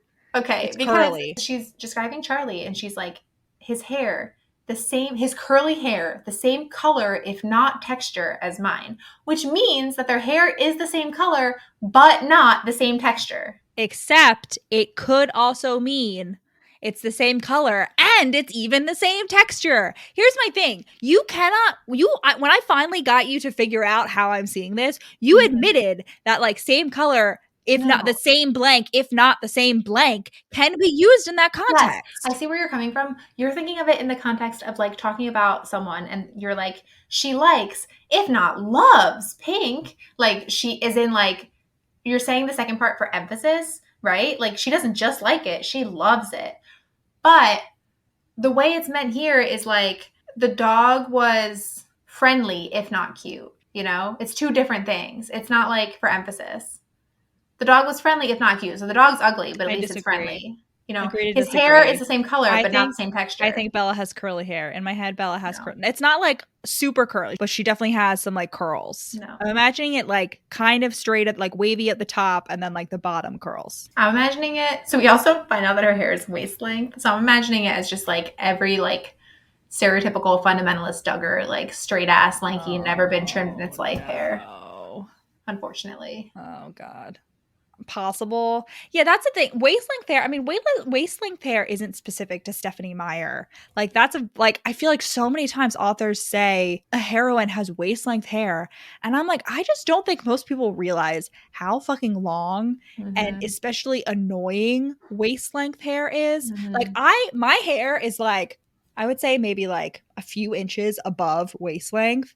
And I regularly get people being like, wow, your hair's so long. This is where I always get ripped off because I'm tall. So any length of hair will always look shorter on me. You know what I mean? It's like inherently harder for me to grow my hair out, whatever. Okay. Anyway, my point is that I regularly get comments about, wow, your hair is so long.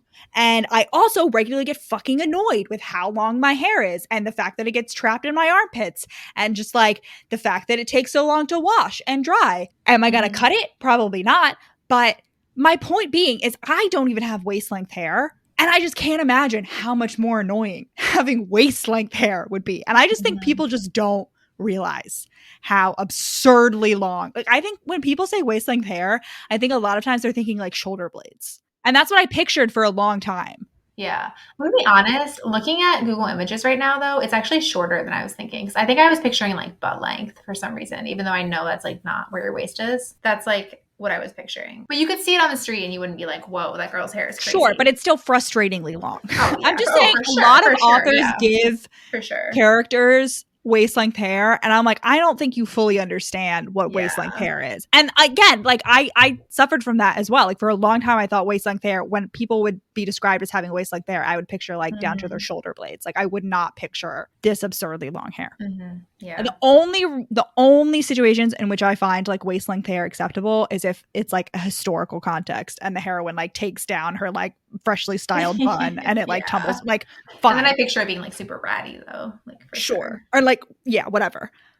Modern day, I'm like, nah. Most people are definitely not putting up with hair that long. Okay, so next day, it's once again sunny, and Bella's depression deepens, quote unquote. So she's now like gone past the point in which a sun lamp would help her, and now it's only the bright shine of Edward's eyes that will bring her back to life. Yeah. She needs that vitamin D, not D as in whatever D stands for, but D as in dick, which she won't get for like 2 more years. So finally that night, it's time to go. And Lauren can't come. So Lauren's just like totally unimportant. So like there's no reason for her to ever have been included. Whatever. She's not there. And Jessica follows Bella home and picks her up. So they all drive together. And quote, my excitement increased exponentially when we actually passed town limits. And honestly, like when I read this scene of them like all heading out, like it really does for some reason just like take me straight back to like that like time in like the school year when it's like not quite spring, but it's like early spring to the point where like if you're in a cold weather place, you're like, oh my God, it's 60. I can wear shorts. And it's just like that fresh, like new sun. I don't know. It's just like so like nostalgic for me, this like scene. Like it's like the wet air sun. Like it really does just feel like the beginning of like spring and you can finally go outside again. You alerted to wearing shorts and then like it quotes it like suddenly gets dark and cold, even though it's like totally predictable that you'll be like freezing. You still can't resist. And Bella's like, the estrogen rush is invigorating. Oh my God. Which I guess. Yeah. I don't know, Bella. Were you really in AP biology? I don't know. That's not how that works. Yeah. So they go to Port Angeles. They go dress shopping. Bella finds out that Tyler has been telling everyone that he's going to prom with her. So file that away. And that's why Lauren doesn't like her, because Lauren has a crush on Tyler. And she's helping them shop for dresses. And Angela is, quote, overjoyed to have a date tall enough that she could wear high heels at all. Which, circling back, I think this is going to be now 2 weeks ago in the Charm Offensive, I mentioned how like beauty standards for women are all about like keeping you weak, physically weak. And this is just like, once again, just like being gaslit. Like, oh, boys like tall girls. Like, no. Like, it just makes me mad because Angela, she's going with Eric, right? But she eventually starts dating Ben, who is shorter than her. And in Midnight Sun, we get this from Edward's perspective. And it's just like, I wish Stephenie saw fit to like include this in the main narrative, because I never saw this happen once in my real high school with like 10 times as many people as in Forks. And I feel like if she had included it, what with the grip that Twilight had on my psyche at this point, it would have been groundbreaking for young Rachel, because it might have counteracted that mean Yule Ball comment that probably no one else even notices, but that Harry makes in Goblet of Fire when he's like, it's like a 5th-year girl asks him out and he's like traumatized and he's like, she was a head taller than me. What were we have looked like dancing? Like so stupid. Aww. And like, it's moments like that I remember anytime like someone always tries to tell me like, oh no, but like being tall is so great. Like you're so like, I don't know. Or tries to like gaslight me. I'm like, no, I went to middle school. I was 6 foot in middle school. I remember. Yeah. She does, at the end of this book, we do get like a throwaway like of Angela and Ben dancing, but it's like very much like in passing. Like that's just what I think of whenever anyone's like, oh, it's just because girls don't like boy. Like, no, it's the patriarchy. Fuck off. Yeah. Girls are told to not like boys that are shorter than them, and boys are told that they're like wusses if they're dating a girl taller than them. We're all victims of the patriarchy. Spin facts. Rise up, my brethren. But in Midnight Sun, we get, so like Angela and Ben like think they can't date initially, which is realistic. Okay. That's how it goes. But Edward is like, oh, that's so fucking stupid. I got to get them together. And he like sets up this whole thing. Yeah. Like they're in class and he like stages this conversation with Emmett where he's like, hey, Emmett, you know that Angela girl? Like she's super hot, right? Like I think I'm going to ask her out, while like Ben is sitting 2 seats back. And Ben, because Edward can hear his thoughts, obviously. So Ben's like seething and he's like, what? I can't let Edward ask Angela out. Like he sucks. Angela needs to go out with me. Maybe I'll ask her out. Yeah. I love it. I love this little like weird, I feel like very out of character matchmaking Edward. Oh, for sure. No. It's in character because Angela's the only one that's like genuinely nice to Bella. Like Angela's thoughts are like also nice about, whereas like Jessica is like outwardly nice to Bella. She like is always thinking mean things about Bella, but Angela's like a genuinely nice person. So Edward's like, I gotta give her like, throw her a little. Yeah, it's like a gift for Angela. It's like a little Ben-sized wrapped present. Yes, like I just imagine like little Edward like picking Ben up and just putting a bow on his head and just handing him to Angela and be like, for you. He's and a cat dropping a small animal before its owner. That's what he is.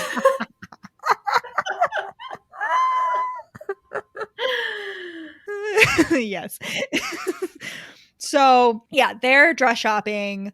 Bella is like, Angela, are the Cullens always out a lot? And she's like, yeah, they go out camping whenever it's sunny. So like that's their cover story for why they're never out in the sun. But yeah, so they finish dress shopping. Bella has this like scheme where she's like, oh, I want to see if there's a bookshop here, which we've been to Port Angeles. I mean, it's not like a city, but like it's definitely large enough to have like a normal bookshop. Yeah, it's I reasonable. don't understand. It's reasonable that she would like look for it. She doesn't find it because so they have some No, extra but I'm time. saying it's weird that she doesn't find one.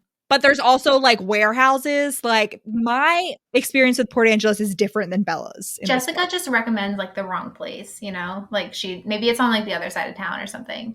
Because Jessica's like, oh yeah, go to the bookstore, and then it turns out to be like a new age, like hippy dippy store that's not, you know, it doesn't have like a wide range of books. So Bella's like, I'm not going to go in, and so instead she just like starts walking around, quote, wrestling with despair because she hasn't seen Edward in so long, in like literally 3 days, maybe 4 days at this point. No, because he left on Friday and it's Tuesday. Okay, whatever. She's wrestling with despair when she sees a shiny silver Volvo and it all comes crashing down over her. But listener, it's not just any shiny silver Volvo, which you'll find out shortly. It's Edward. So she's wandering around. Yeah. Edward like putting his seat all the way back. He's just like, boom. Oh. Yeah. So Bella keeps stewing in her juices and she's walking and she sees this group of like drunk guys. And she like skirts around them and she walks and she finds out she's in this like kind of more less populated, like warehousey side of town, which I don't remember seeing, but we also didn't explore Port Angeles that much. And then she realizes that like two of the guys are following her and she's like walking fast and she's like, I don't want to run because I'm going to trip. And then she turns the corner and she sees the other two guys and she was like, I wasn't being hunted, I was being herded, which I just think is a really great line. Good on you. Good job, Stephenie. It's up there with like the blood puns that you make. I wasn't being followed, I was being herded. Oh yeah. Yeah, like a freaking border collie. Most evil dogs. Like I, as a victim of border collie herding, let me just say. Go on. Nothing. That's it. I was herded once. I was over my friend's house for dinner, our neighbor. And their fucking dog chased me upstairs into like her dad's office or something underneath a desk and like stood there guarding me.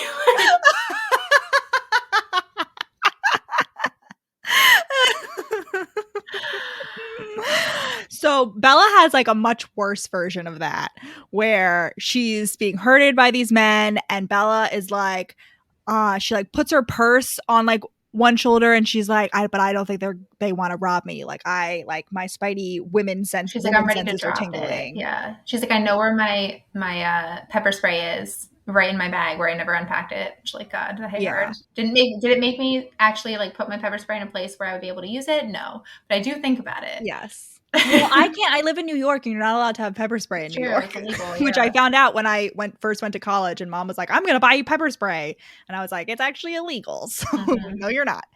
And yeah, so Bella, she's like preparing a big scream, but she's like, "I know I can't run. I know I can't fight them off. Like I'm too clumsy for that." She's like, "I don't know." Like bad news for Bella. And so I'm like in this situation, well, Bella, if only you had watched Miss Congeniality, in which you learned to sing, which stands for solar plexus, instep, nose, groin. Which she does know some of that stuff. Listeners, if you've been, she knows, but Bella's like, it's like she's like palm up in the nose to break it, like stick your finger in their eye to pop out their eyeball, and I was like, that's the intent. Like, what are you, Kill Bill? Like, Jesus Christ. Like, okay. Yeah, Bella's like swinging the purse and she's ready to like go ham. So yeah, guys, listeners, if you're ever being attacked from behind, you hit them in the stomach and then you step on their foot and then you spin around and then you slam palm to the nose, and then you knee them in the groin and then you run away as fast as you can towards a populated area. Yeah. But Bella doesn't have time to show whether she knows sing or not because a shiny silver Volvo comes screeching down the street and stops within inches of the baddies, and the door's thrown open. I don't know how Edward fucking does that, because his arm is definitely not long enough to do that, but he throws the passenger door open and he's like, get in. And Bella's like, oh my God, I recognize Edward's voice. And she jumps in the car and they screech off and start like driving super fast out of town. Yep. So they're screeching away. And Edward is just like sitting there seething, and Bella's like literally just in shock. Like she says she's not in shock, but she's definitely in shock. She's just like gripping the seat, doesn't even put her seatbelt on until he tells her to. And he's like, Bella, sometimes I have a problem with my temper, which like, yeah. I'm like, of course you do. You're 17. You're a pubescent teenage boy. Yeah. And he's like, say something to distract me. Just like talk about something. And he's like, I just want to make sure, like, stop me from like going back there and ripping their heads off. Like, you don't know what they were thinking. Yeah. And she's like, neither do you. Which Edward does. Like, wait. Yeah. And so. Which we get in Midnight Side. Like, we get Edward. Because the way Edward finds her is that he like saw her face in their thoughts. Mm-hmm. And so he like knows everything that they were planning on doing to her. And it's like really like. Oh, yeah. Ripping their heads off would have definitely been sure. And eventually he does, like, after his like impromptu date night with Bella that we're about to talk about, he does go back. He doesn't kill them. He like rounds them up and then like drops them out off like in like knocked out in front of a police station. And it turns out that like the lead guy, like the rest of them were just like dumb like drunk men who were about to do something illegal, but the lead guy was like a serial rapist / murderer. So like wanted in like 5 states. So like good for you, Edward, solving crime. Edward's like a vigilante. I guess he is a fucking superhero. Yeah, like, seriously. It's a vigilante justice. If they didn't have a history, like they wouldn't have gotten in trouble. But like, yeah, whatever. The one guy did. So Edward just like drives seemingly in a random direction, but then suddenly he slides in one shot into a very small parallel parking spot, which made me think, it reminded me of that video you showed me of like, I've seen this before, but like the old timey cars had like an extra wheel on the back specifically to help with parallel parking. And I'm like, did Edward? Yeah, it allows you to like swing around, like basically like on like a fulcrum, like a hook, instead of having to do like the 3-point turn. Like you just one go. Thing Jacob Black and all of the Cullens have in common is a love of like tinkering with cars. Like Edward definitely could have just been like, cars these days don't have this, but I know better because I'm from the fucking early 19th century. Right. He learned to drive like when these cars were around. So he's like, I'm not doing without that. Of course my Volvo is going to have a retractable 5th wheel that will allow me to parallel park. Genius. And I would like to advocate to adding that to today's cars, please. Yes. So Bella realizes that they're in front of the restaurant that she was supposed to meet Angela and Jessica at. And she's like, how'd you know we were here? But like, gonna run with it. And they get out of the car as Angela and Jessica are coming out of the restaurant because they ate without her, even though she was missing. And Jessica is ready to like, as soon as she sees Edward, she's ready to like lie and just like go eat a second dinner to like, she's so like curious. But Angela like beats her to the punch and is like, oh, sorry, Bella, we already ate. And Edward's like, I think it would be best if I just fed Bella and drove her home. Is that okay with you? And they like have no choice but to say yes. So they go into the restaurant. And this is the classic scene that I kept referencing in all of our earlier episodes. Finally, we'll see the origin story of the hot like hostess talking to Edward. And she's like at least 19 or 20. And she's so hot, but Edward doesn't pay any attention to her. He only has eyes for Bella. And the waitress is the same way, like only talking to Edward, but he like totally ignores her. And Bella orders the first thing. Drum roll, please. The mushroom ravioli. Yes! You're unaware of this? So in the book, the restaurant is called La Bella Italia. And we didn't know until we okay. La Bella Italia is a real fucking restaurant. And like, I thought it was just Stephenie Meyer having a fun play on Bella's name. But no, it's a real fucking restaurant in Port Angeles. And they do, in fact, have mushroom ravioli. Amazing. That is the best fucking mushroom ravioli. Mushroom ravioli. So good. And it's like, listen, it was even before we actually ate it, it's like a universal experience, I think, for people who read Twilight, that like for some reason the mushroom ravioli just stands out for everybody as like being something that just sounds so fucking delicious. And I to this day, like I still can't figure out why, because it's not like it's described in like particularly sumptuous detail. But let me tell you, Twilight fans alike, it stands up to the fucking hype. Went there with our brother and we all ordered. Obviously, me and Allison both got the mushroom ravioli, but Stefan ordered like something else foolishly. and I let him have one of my ravioli. And he ended up eating 3/4 of the entire plate instead of his own meal. And so we had to order a third one that we then split. Oh, we had to order. We should have gotten one to go, honestly, like, and Oh my eaten God, it it back was at the so Airbnb.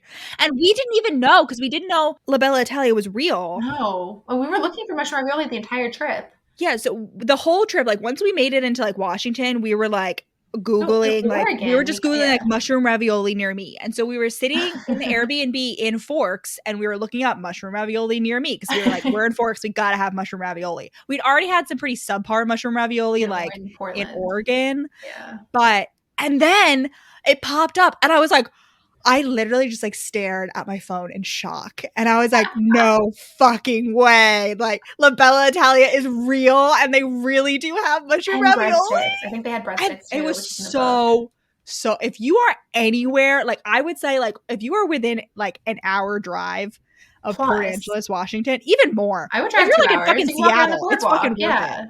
If you're, like, any, like, drivable distance, go to La Bella Italia and have the mushroom ravioli. I've never had ravioli that good. I've never had, like, the sauce was perfect.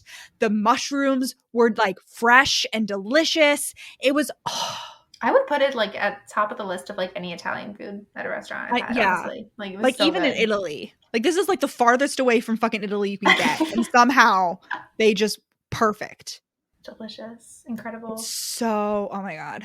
La Bella Italia, if, like, somehow you can, like, send us. Yeah. If anyone, okay, so we tried to make across the country ravioli last summer, and it went pretty well. Like, the filling was pretty good, but we tried to make our own pasta without a pasta machine. It's just, like, simple egg pasta, but we could not. If anyone has any tips for getting, like, an egg pasta to be, like, very thin without a pasta machine, let me know, because it just, like, it tasted okay, but it was too thick. Yeah, and it kind of fell apart as a result. Yeah, the filling was good. But even so, like, I think even if we had a pasta machine, it just would not have compared to the La Bella Italia mushroom ravioli. I think my ideal meal is exactly my mouth is, like, I'm fucking, like, I'm filled with saliva right now. Like, it's just real so Coke. much. If I could get rid of the guilt, the ingrained guilt that has been drilled into me with drinking regular soda, breadsticks that you can rip apart and eat, and La Bella Italia mushroom ravioli. God. It's so good. Oh my God, I want some. We have to go back. We have to go back. We just have to go there, like, every night for a week. Yeah. It's so good. Maybe they'll, like, freeze it and send it. Yeah. Yeah, maybe they'll hear us. Yeah, if you're in any way connected with the La Bella, I hope it hasn't closed. We looked it up. We confirmed that it hadn't closed during the pandemic. We do have quite a few listeners in Washington State. I don't know how many, but, like, I'm just saying, guys. Or Oregon. Like, it's definitely, I would say, if, like, you're on the border between Oregon and Washington, definitely drivable. Up there. And then send us your pictures just so we can, like, live vicariously. Like, try to sniff the screen. Oh my God, it was so fucking good. So fucking good. Okay, so anyway, Bella eats it. It's, like, a core Twilight memory. Like, it's a universal experience, not just, like, for Rachel and I. Like, for some reason, like, everybody's like, yeah, that mushroom ravioli sounds really fucking good. Yeah. Even though it's only, like, actually mentioned, like, twice. Like, again. Pops the ravioli into her mouth. Yeah. Yeah. Because he's like, you're not eating, eat. Yeah. So they have a whole discussion. Once again, long-winded and circuitous and full of weird hypotheticals. Bella's like, I tried to seem casual, and then proceeds to blurt out, like, a million questions at once. Yeah. Well, understandable. And basically the conversation ends with Edward admitting that he can read minds. Admitting that other members of his family have other superpowers, but not specifically saying what they are. And basically admitting that he's a vampire, but never saying it out loud. And I remember the first time I read this, I was like, wait. Because right after this conversation, Bella's like, about 3 things I was absolutely positive. First, Edward was a vampire. And I'm like, what? I was like, where in that conversation did you get confirmation that he's a fucking vampire? Because you guys were talking in circles this whole time. And I'm like, I feel like I would walk away and I would not be sure. I'm trying to think. He never says, yes, I'm a vampire.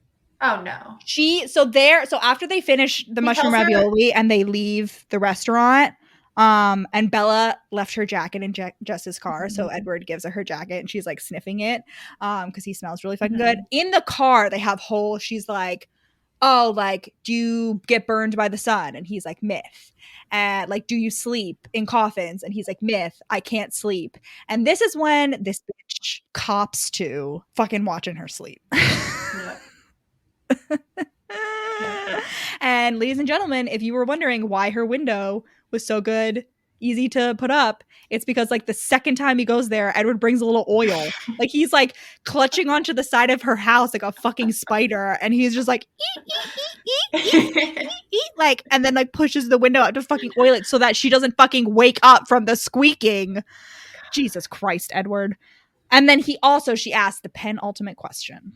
How old are you? And he says 17. And she says, how long have you been 17? And he says, a while.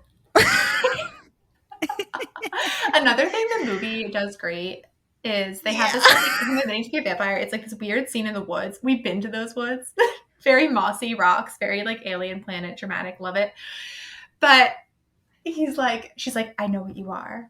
And he like comes up behind her and he's well, like, but first the setup is that they're at school and they just make eye contact, and Edward starts walking into the woods and Bella just follows him. Like there's no communication. She just starts following him into the woods. What would have happened if Edward had decided to eat her that first day? Like exactly that. Mm-hmm. Even without any of the history. 100%. They get into the woods and she's like, I know what you are. And he comes up behind her and he's like, say it out loud. Vampire. And that, for some reason, that line stuck in my head. I used to like try to quote that to people with no context. And no one would ever get it. Vampire or say it out loud? No, like say it out loud. That's very well quoted. Sure, but not among my friends and random people that I meet. Well, I'm sorry to say that your friends are losers. Like, or just like random people that I would meet. Like, they did not understand. It's well quoted among the Twilight fandom, maybe. I just feel like it was very like meme-ified. Like, I'm pretty sure I could find an SNL skit about that. It was like you assuming Relient K was like mainstream. That's like me assuming that. Like, I didn't know it was. If I had known it was Relient K. If I had known you assuming Sadie Hawkins dance was mainstream, the song. Yeah. So Bella's like there and she's like, oh my God, holy crow. You're driving so fast. You're driving Bella says holy crow. I don't know why instead of holy cow. Is that some sort of like blasphemous thing? That's what I always assumed, that it, like for some reason holy cow is like blasphemous. Holy cow probably comes from the golden calf or something. Yeah, but is it not still like blasphemous to make a crow holy? It seems like a euphemism of a euphemism, honestly. Or is that just like a Midwestern thing? I have no idea. Yeah, or like a Western thing. You know what I mean? Is it just like a different part of the United States thing where some places say like how like some places say tennis shoes and some places say sneakers? Yeah, that's true. I don't know. It's a euphemism related to holy cow. Yeah, but like according to the Global Sisters Report, which I'm assuming is some kind of non-related thing. Anyway, we know we have some listeners. We know we have listeners from all over the U.S. So holy mackerel is an oxymoron. The mackerel is a smelly fish, and there's nothing holy about the smell. Oh my God. So holy mackerel. Anyway. Sorry. If you are from an area that says holy crow more commonly instead of holy cow, let us know whether that's like a religious thing or like a local, like a regional thing. Crows are seen as more worthy of worship because they're smart. Not that cows aren't smart. Cows are very smart. But crows are very fucking smart. Yeah. They'll bring you presents. Mm-hmm. Anyway, okay. Holy cow. So Edward is like, this was also a much quoted line specifically in the Twilight fandom where Edward's driving like 120 and Bella's like, slow down. And he slows down to like 80 and he's like, oh, I hate driving slow. He's like, calm down, Bella. Built-in radar detector. I've never gotten in an accident. She's like, yeah, but if we got in an accident, you could probably, and turned us into a Volvo pretzel, you could probably just walk away. And he's like, that's true. And he's like, yeah, fair enough. Fair enough. Mm-hmm. Edward, fair enough in his Chicago accent. I'm so sorry to any citizens of Chicago. I can't do a Chicago accent.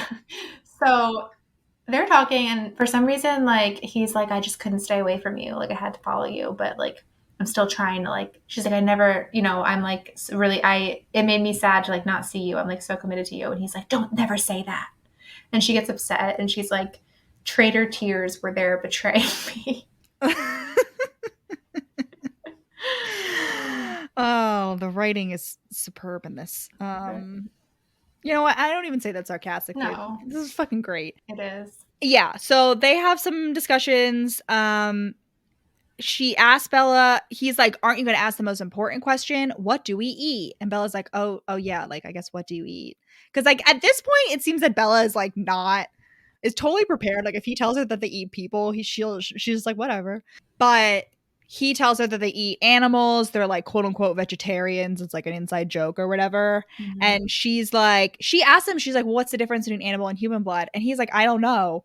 Except that later in the series, we find out that Edward does fucking know what human blood tastes like because he went on a 10-year like vigilante human blood eating He doesn't spree. know how to compare it to human food, even though he has eaten human food. But I guess he never, when he was a human, he never went on a diet of not eating like good food, I guess, because he's like, I would compare it to eating a diet of only tofu. First of all, anyone who slanders tofu is fucking delicious. You just have to cook it correctly. Like, just don't eat fucking raw tofu like a dumbass. Only eat tofu. Like, season it, fry it up. Like, what? Jeez. Anyway, tofu's great. But boil them, mash them. Bella's like, and your eyes change color. Like when you're full, they're gold, and when they're black, you're hungry. And he's like, how did you figure that out? And she's like, well, men in particular are crabby when they're hungry, and you're like crabbier when your eyes are dark. Just call me a man, I guess. I don't know why men would get priority on that. Like, I don't know. It's just that it's that casual early 2000s sexism. So they get home, they get to Bella's house, and Bella's like, am I going to see you at school tomorrow? And Edward's like, yeah. And he breathes on her face. Mm-hmm. And he's like, good night, Bella. And she like nearly fucking passes out because he's like, his breath is so fucking good. I don't know. And she rolls upstairs. And she like calls Jessica. Jessica's like, oh my God, tell me everything. And Bella's like, my fucking dad's here. Like, I'm not going to tell you anything. So she goes upstairs, and Bella, as she's falling asleep, she thinks about 3 things I was absolutely positive. First, Edward was a vampire. Second, there was a part of him, and I didn't know how potent that part might be, that thirsted for my blood. And third, I was absolutely and irrevocably in love with him.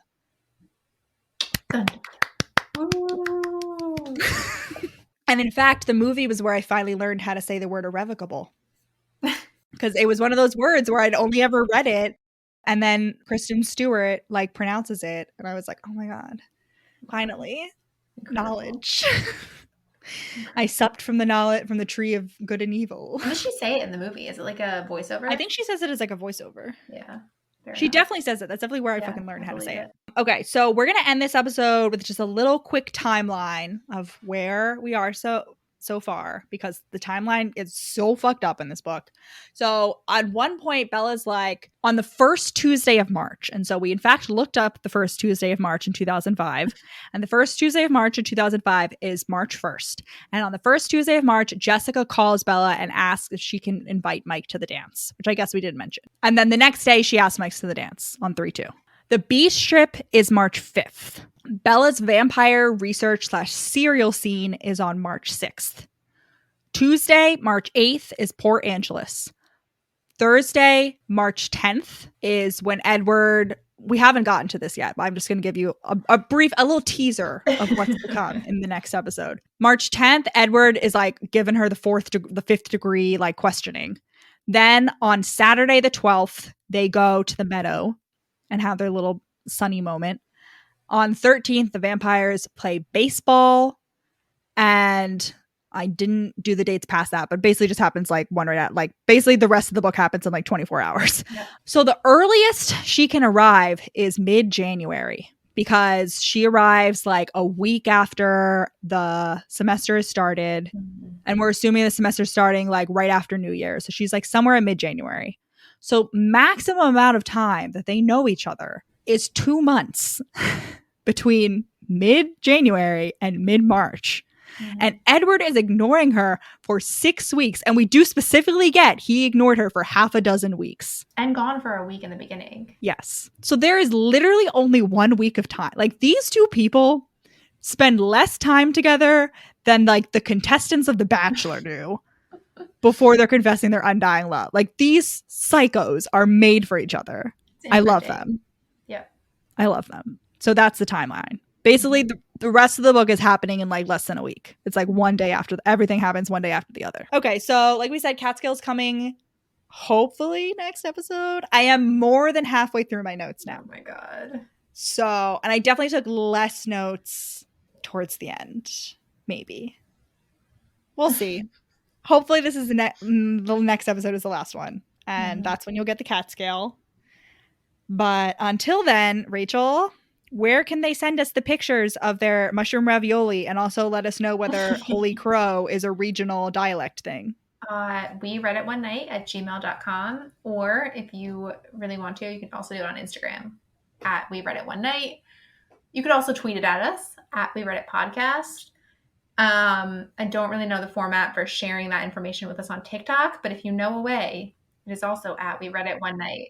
And also give us a follow, give us a subscribe, give us a rate and review, give us all 4 on whatever podcast source you are listening to this on. And let us know if you have a book that you want us to do. We've already added some to the schedule, so that could be you if you weren't playing.